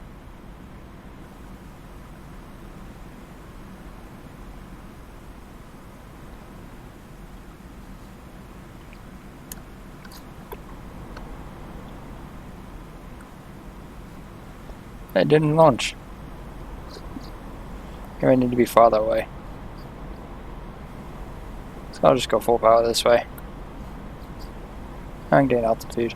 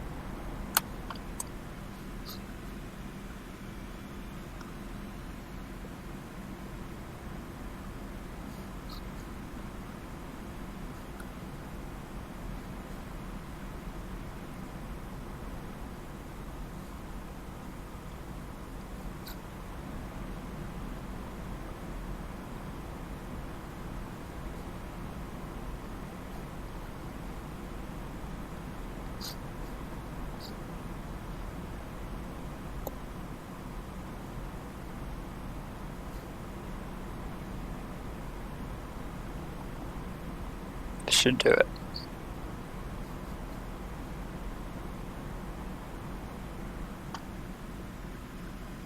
Should be perfect.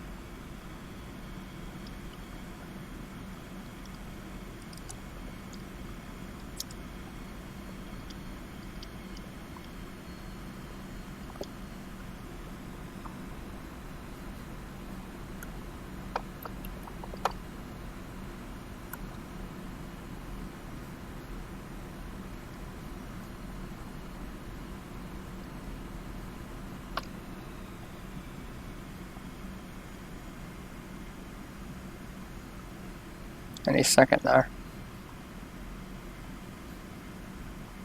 Alright, launch.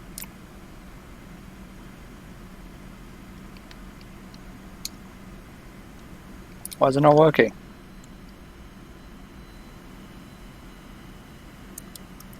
Why is it not firing?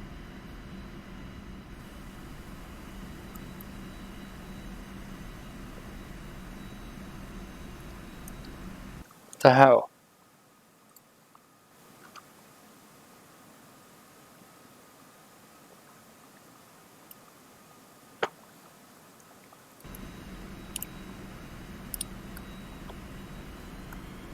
We need to deactivate the laser.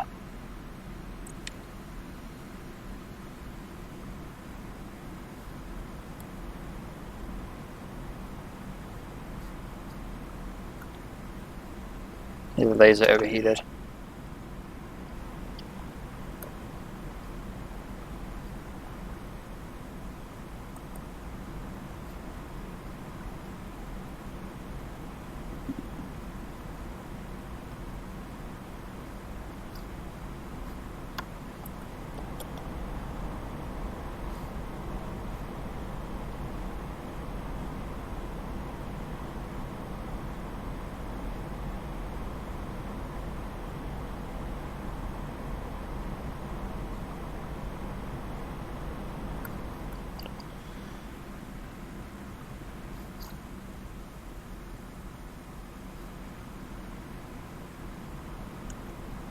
Fuel 1500.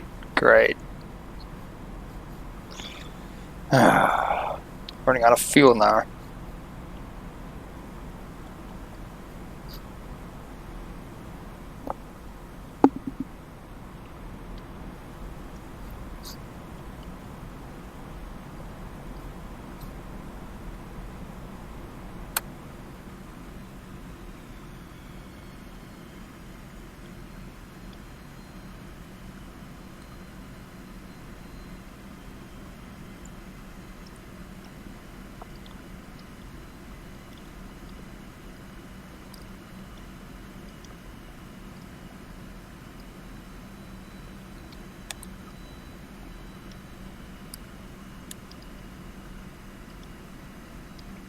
Fuck.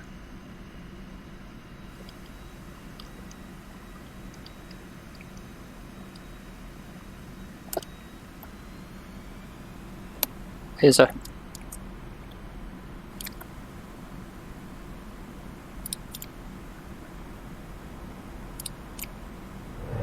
There we go, I had to aim down. That was fucking annoying. Well done. You've learned to employ 3 different Finally. types of laser-guided missiles. You can press the escape key now to end the lesson. Good lord, that was annoying. I had to keep doing a whole bunch of different passes. Alright, Vika laser guided missile and Mercury pod. This lets you learn to use the Vika laser guided anti-tank missile and the Mercury night vision pod. Ooh. That's gonna be fun. Oh dear lord. How am I gonna fly in this? In this lesson, we're going God. to employ the 9A4172 Vickers anti-tank missile. We'll also be using the Mercury night vision pod. Like the previous missiles we discussed, the Vickers requires laser guidance during the entire time of missile flight. The Vickers has a range of up to 8 kilometers and can be used against both ground and slow-moving air targets with low crossing speeds.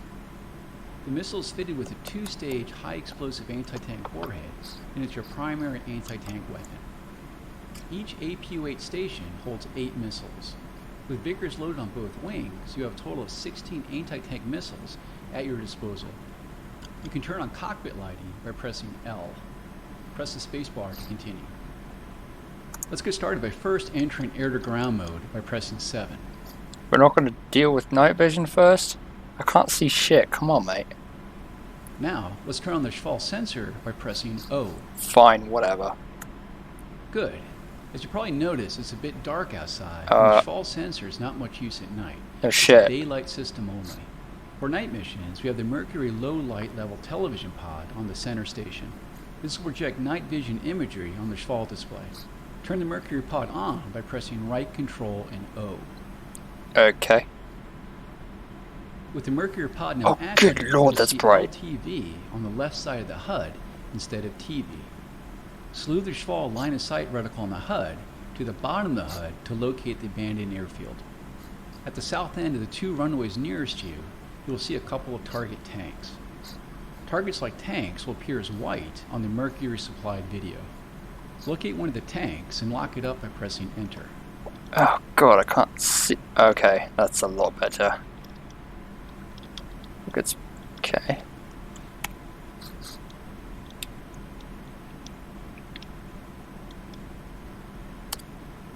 With the target designated, note that you have a unique Vickers aiming reticle in the center of the HUD. Along the outer circumference of the reticle is a range indication that will unwind as range to the designated target decreases. In the bottom right corner of the HUD is a 9A 4172 weapon indication for the Vickers. Okay. When you're ready to start the attack, press the spacebar to unpause the lesson. As with the previous laser guided missiles we discussed, you'll need to activate the laser for pressing right shift and O. Do this now. Okay. Fuck, how do I do the laser? There you go. Good. Fly the aircraft to place the Vickers aiming reticle over the Schwal reticle on the HUD. This must be done to allow the missile to capture and ride the laser beam to the target. Remember that you will need to keep the target locked on the Schwal and the laser on during the entire time of missile flight. Press and hold the spacebar to launch the missile when you Launch see the launch authorized. authorization cue. Okay, fire. Launch authorized.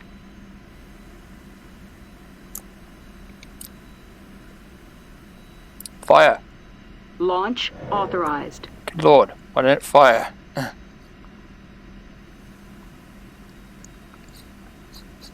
Nice job. One down. With overuse, the laser can burn out, so press right shift and O to turn it off when the missile is not in flight. If you see the Could've LR told me that symbol earlier. flashing, it indicates that the laser is shut off and is now cooling. You should not use the laser for more than a total of 20 minutes during the course of a mission. Press the spacebar to continue. You know me, I'd use it for more. Unless it dies. God, that's bright. We're going to set up for a second attack on the remaining target, so best to fly away from the abandoned airfield to get some separation for the next attack.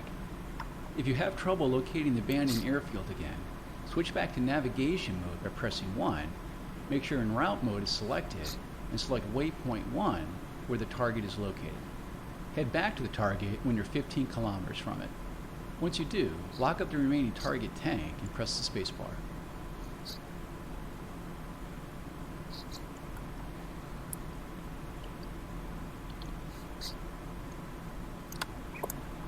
I'm gonna go full power here. I cannot see anything. So glad I got the labels.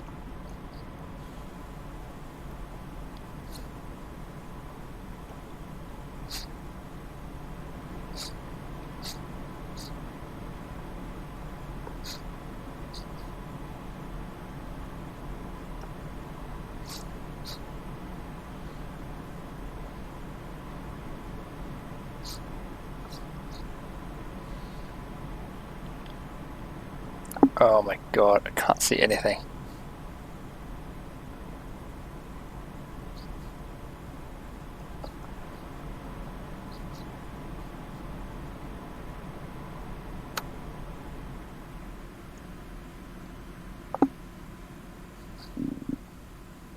Oh shit, I don't know where it is now.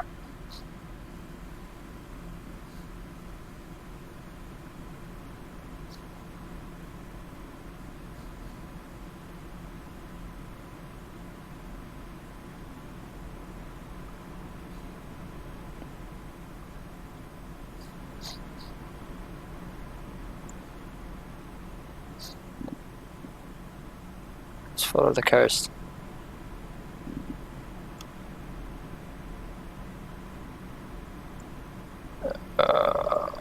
Fuck. 240. I'll probably get me there.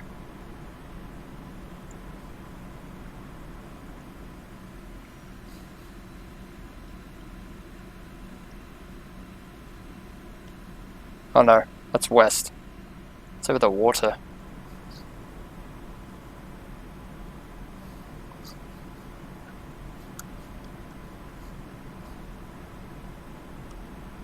There we go, that's better.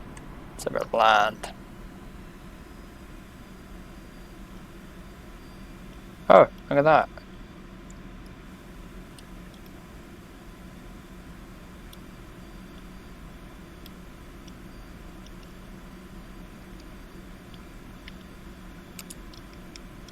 Oh shit.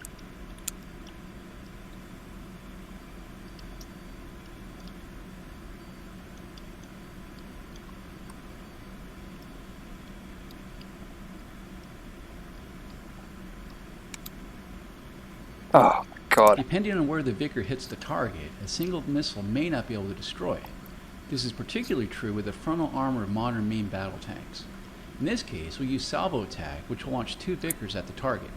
Enable salvo mode by pressing left control. Go around V. again. Left control and Victor.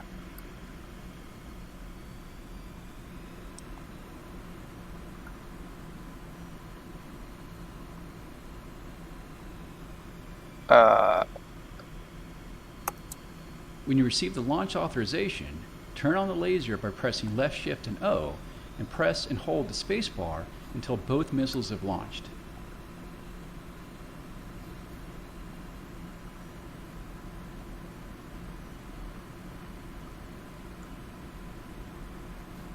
I guess that'll tell me if I'm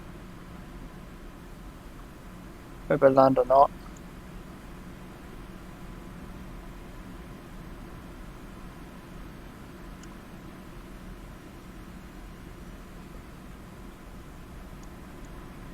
Let's go around. Can't see anything.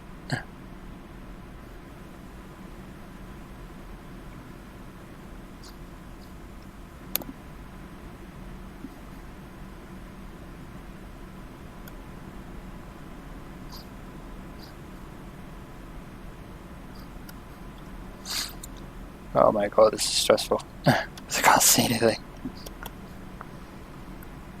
I so want to look outside, but there's nothing to see.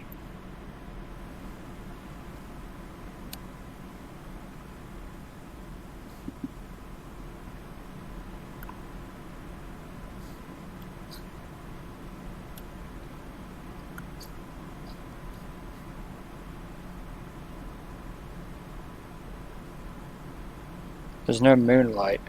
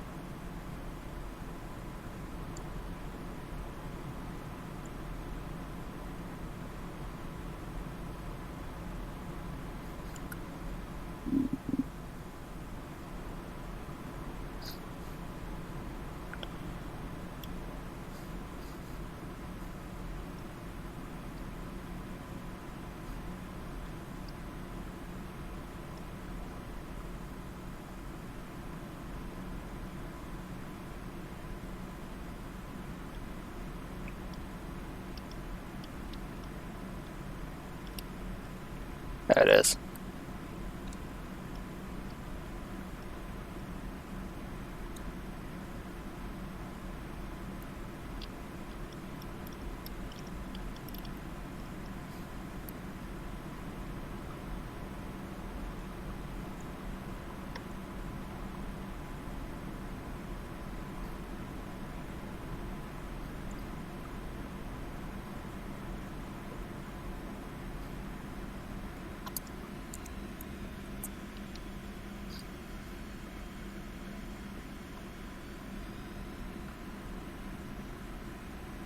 Launch authorized. Right, fire.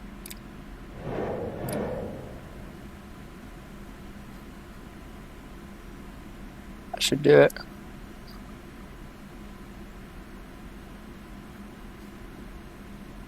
Nice job. Both targets are now destroyed, and you can exit the lesson by pressing the escape key.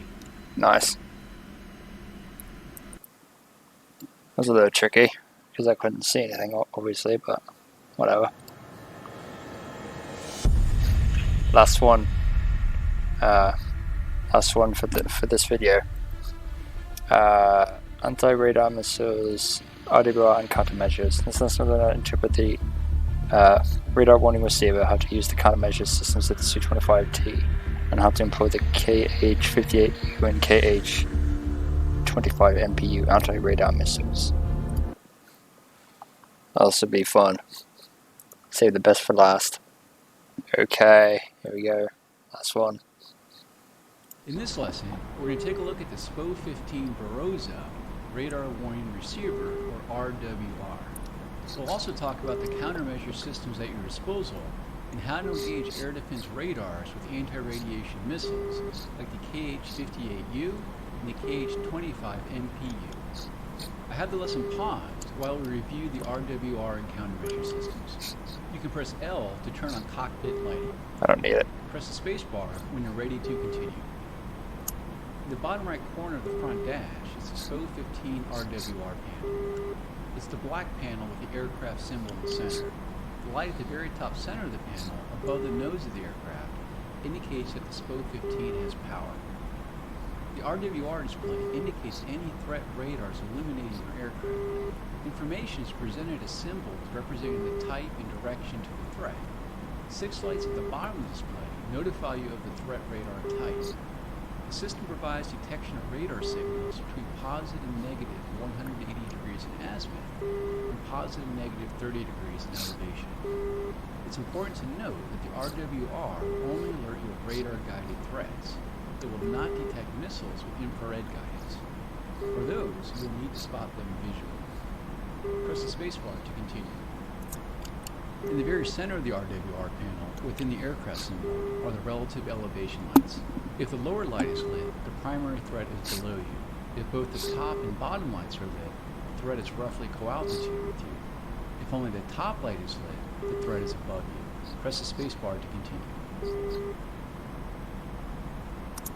Around about 75% of the aircraft symbol is a ring of lights that indicate the relative detected power of the primary threat radars.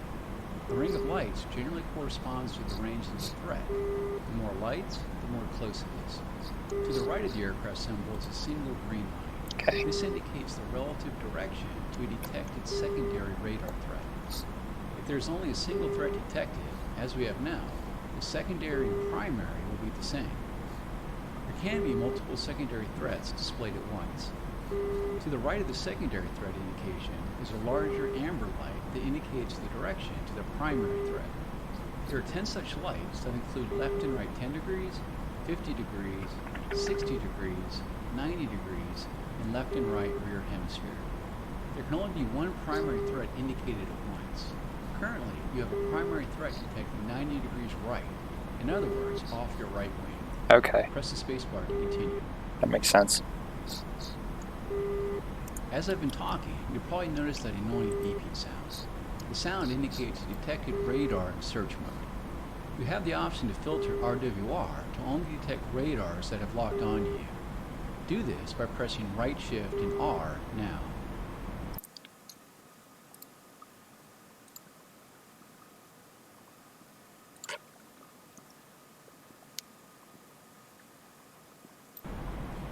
Okay. Good. Now let's press right shift and R again to bring us back to non-filter detection. Along the bottom of the RWR panel is a row of 6 lights that indicate the general type of radar that the primary threat belongs to. Currently, the far left light is lit with a C beneath it. This corresponds to an AWACS radar detected off your right wing. Press the spacebar to continue. Far right light is enabled.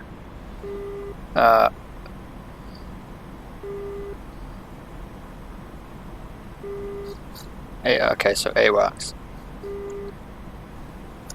The AWACS will now be replaced by an early warning radar, or EWR.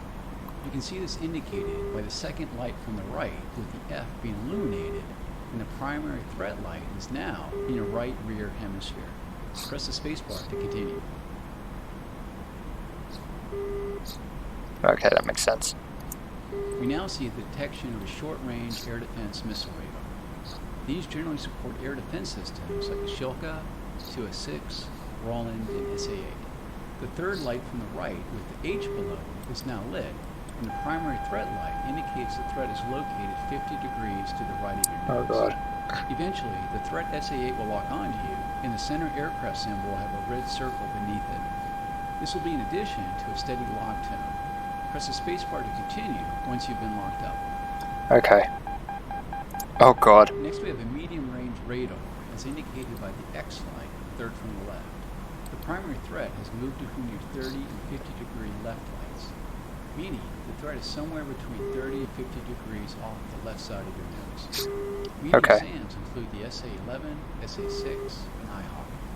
The lock tone can be a bit too loud at times, so try decreasing its volume by pressing right Alt and Common. I undid it.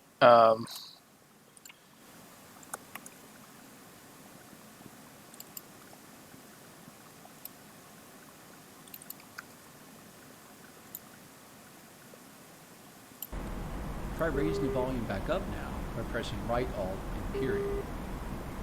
The next primary detection is for a long-range SAM, like an S-300 or a Patriot. As such, we have a 3 indication light, second from the left, and our primary threat light is directly ahead of us. Press the spacebar to continue. Okay, so let me do those.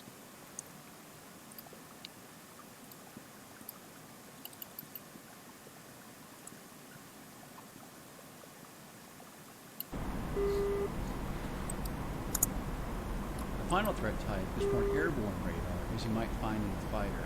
The end light is indicated at the far left of the threat lights. The radar is detected between 10 and 50 degrees off the left side of your nose. Press the spacebar to continue. That should now provide you an overview of how to interpret the RWR panel. You can degrade an enemy unit's lock range by turning on your MPS-40 electronic countermeasure pods if loaded. When ECM is active, it will be broadcasting your presence to everyone. As such, it's best to only turn it on when you're locked up on enemy radar. We'll make an exception in this training case though, and have you turn it on now by pressing E. Oh god. Well, I guess I have to learn this stuff.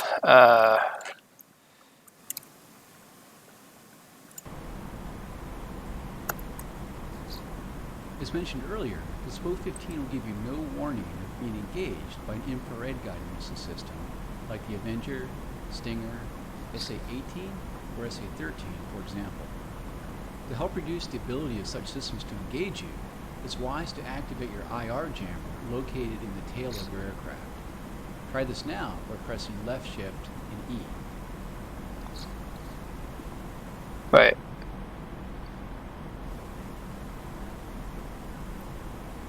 IR jammer. Damn it.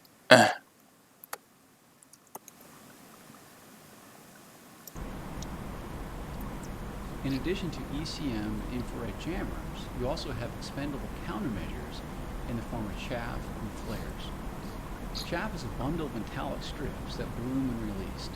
These can decoy the tracking of incoming radar-guided missiles. If possible, keep the missile off the left or right wing while dispensing chaff to have the best effect. Try releasing the chaff bundle now by pressing Insert. I don't remember all this. Chaff.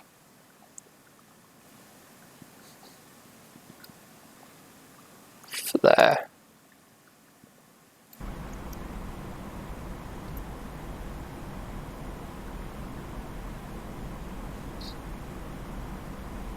Good. If you spot a missile launch with no corresponding RWR warning, then there's a good chance it's an infrared guided missile. Like chaff, try to get the missile coming to your flight path at a perpendicular angle and release flares. Try releasing some flares now by tapping the delete key a few times. So far, everything we've discussed in this lesson has been defensive in nature, but now we'll shift gears and learn how to attack radar-guided air defense systems. Let's first enter air-to-ground mode by pressing 7. Okay. On the center station of your aircraft is hung an L-081 phantasmagoria pod that can detect and classify air defense radars. Go ahead and activate it by pressing I.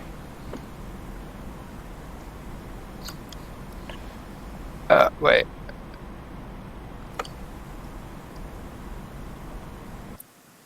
Oh god. It's probably that Elent pod.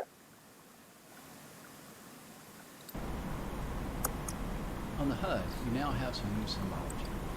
We have a box with a pipper in the center that we can slew using the comma, /, period, semicolon keys. In the bottom left corner of the HUD, ETS is shown to indicate that we have a phantasmagoria pod selected. In the bottom right corner of the HUD, you will see 58, indicating that the KH-58U anti-radiation missile is selected. The KH-58U is your most capable weapon against enemy radars and will home in on the radar emissions. It has an excellent range of 120 kilometers when launched from high altitude, and is your weapon of choice against medium and long-range surface-to-air missile sites. It has a 149-kilogram warhead that will destroy any air defense radar. Press the spacebar now to unpause the lesson. Okay. Now that we're in pause, I'll activate a medium-range SA-6 SAM-sub directly ahead of us. On the HUD, you'll see its location as a diamond with an SA-6 below it. The RWR light starts to flash and you hear an interrupted tone. It indicates that a missile has been launched at you. Use the slew keys to move the designation box over the SA-6 diamond and lock it up by pressing Enter.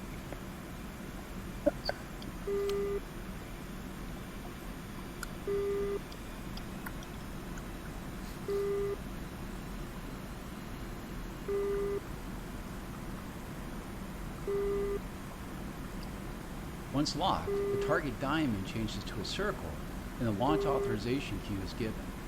Press and hold the spacebar to launch the missile. Not yet.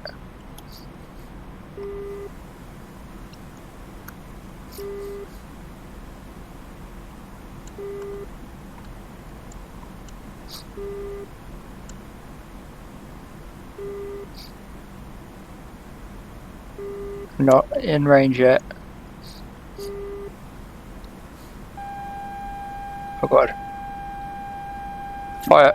Like most weapon technology, you cannot count on it being 100% accurate. Additionally, more advanced SAM systems like the Patriot, S-300, and SA-15 are capable of destroying anti-radiation missiles in flight.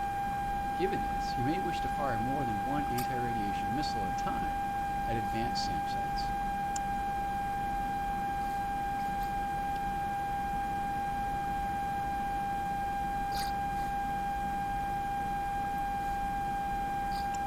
I'm notching it now.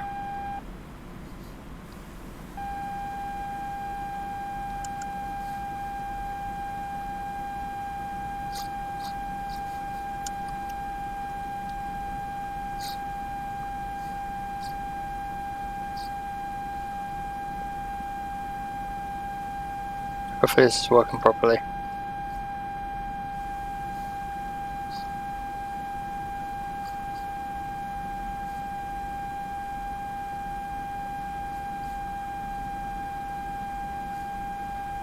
That work?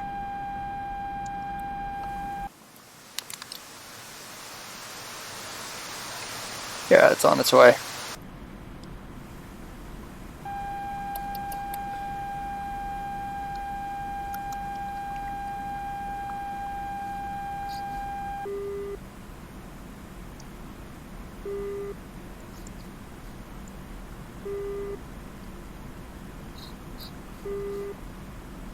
It work?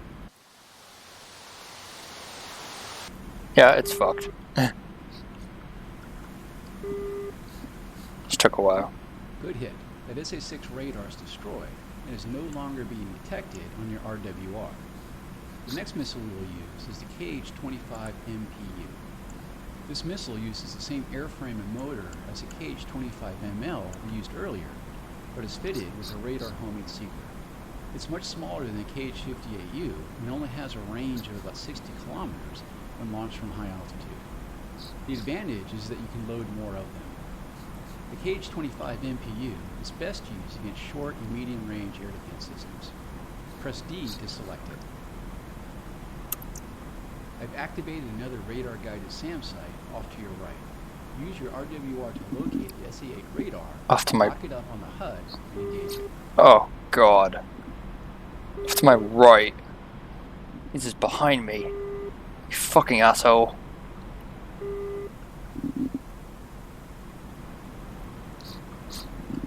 Shit, it's in my blind spot.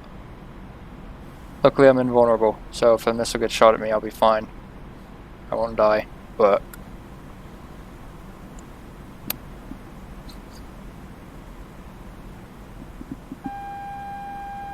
God damn it, where is it? Oh, there it is.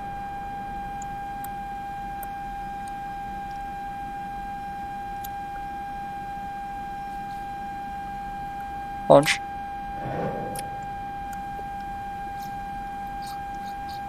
Alright, I'm launching it. Getting out of here.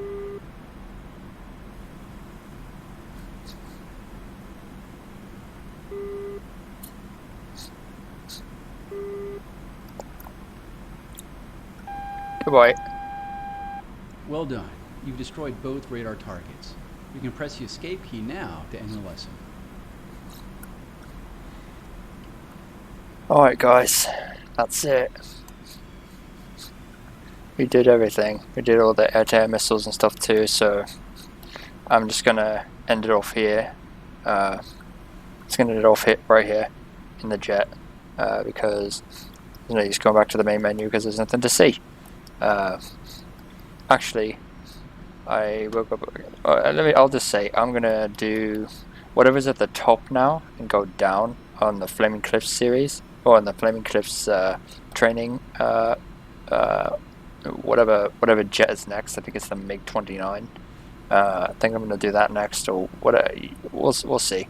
But yeah, that'll be in part 2. Is what I'll be doing that for. Okay, so it'll be the next jet. So yeah, that's all for the Frogfoot. It was fun. It was kind of a pain in the ass. The landing was hard, and the HUD is a little tricky, and it's very low fidelity, so it's hard to understand everything, and you know, catch everything, especially when he says, "Oh, look at the ADI, it's this indicator," and he doesn't use the highlight. He doesn't highlight it, so you don't know exactly what he's talking about, which sucks. But yeah, that's the Frogfoot. That's probably the best we're going to get with it. But yeah, yeah, that's all for this part, guys. That's all for this. That's all for part 1 of the Flaming Cliffs training series. I'll put it at the beginning of the training series playlist. I'll put this at the very beginning, so this will be the first video up. So I'm gonna put it above all the other videos I have with the F-16, F-18, and shit like that. So yeah, that's all for this part, guys. Oh, I'm about to crash into the water. That's all for this part, guys. If you would like to smash like a button, like a badass, leave comments. I'll see you guys next time. Farewell. Fly safe.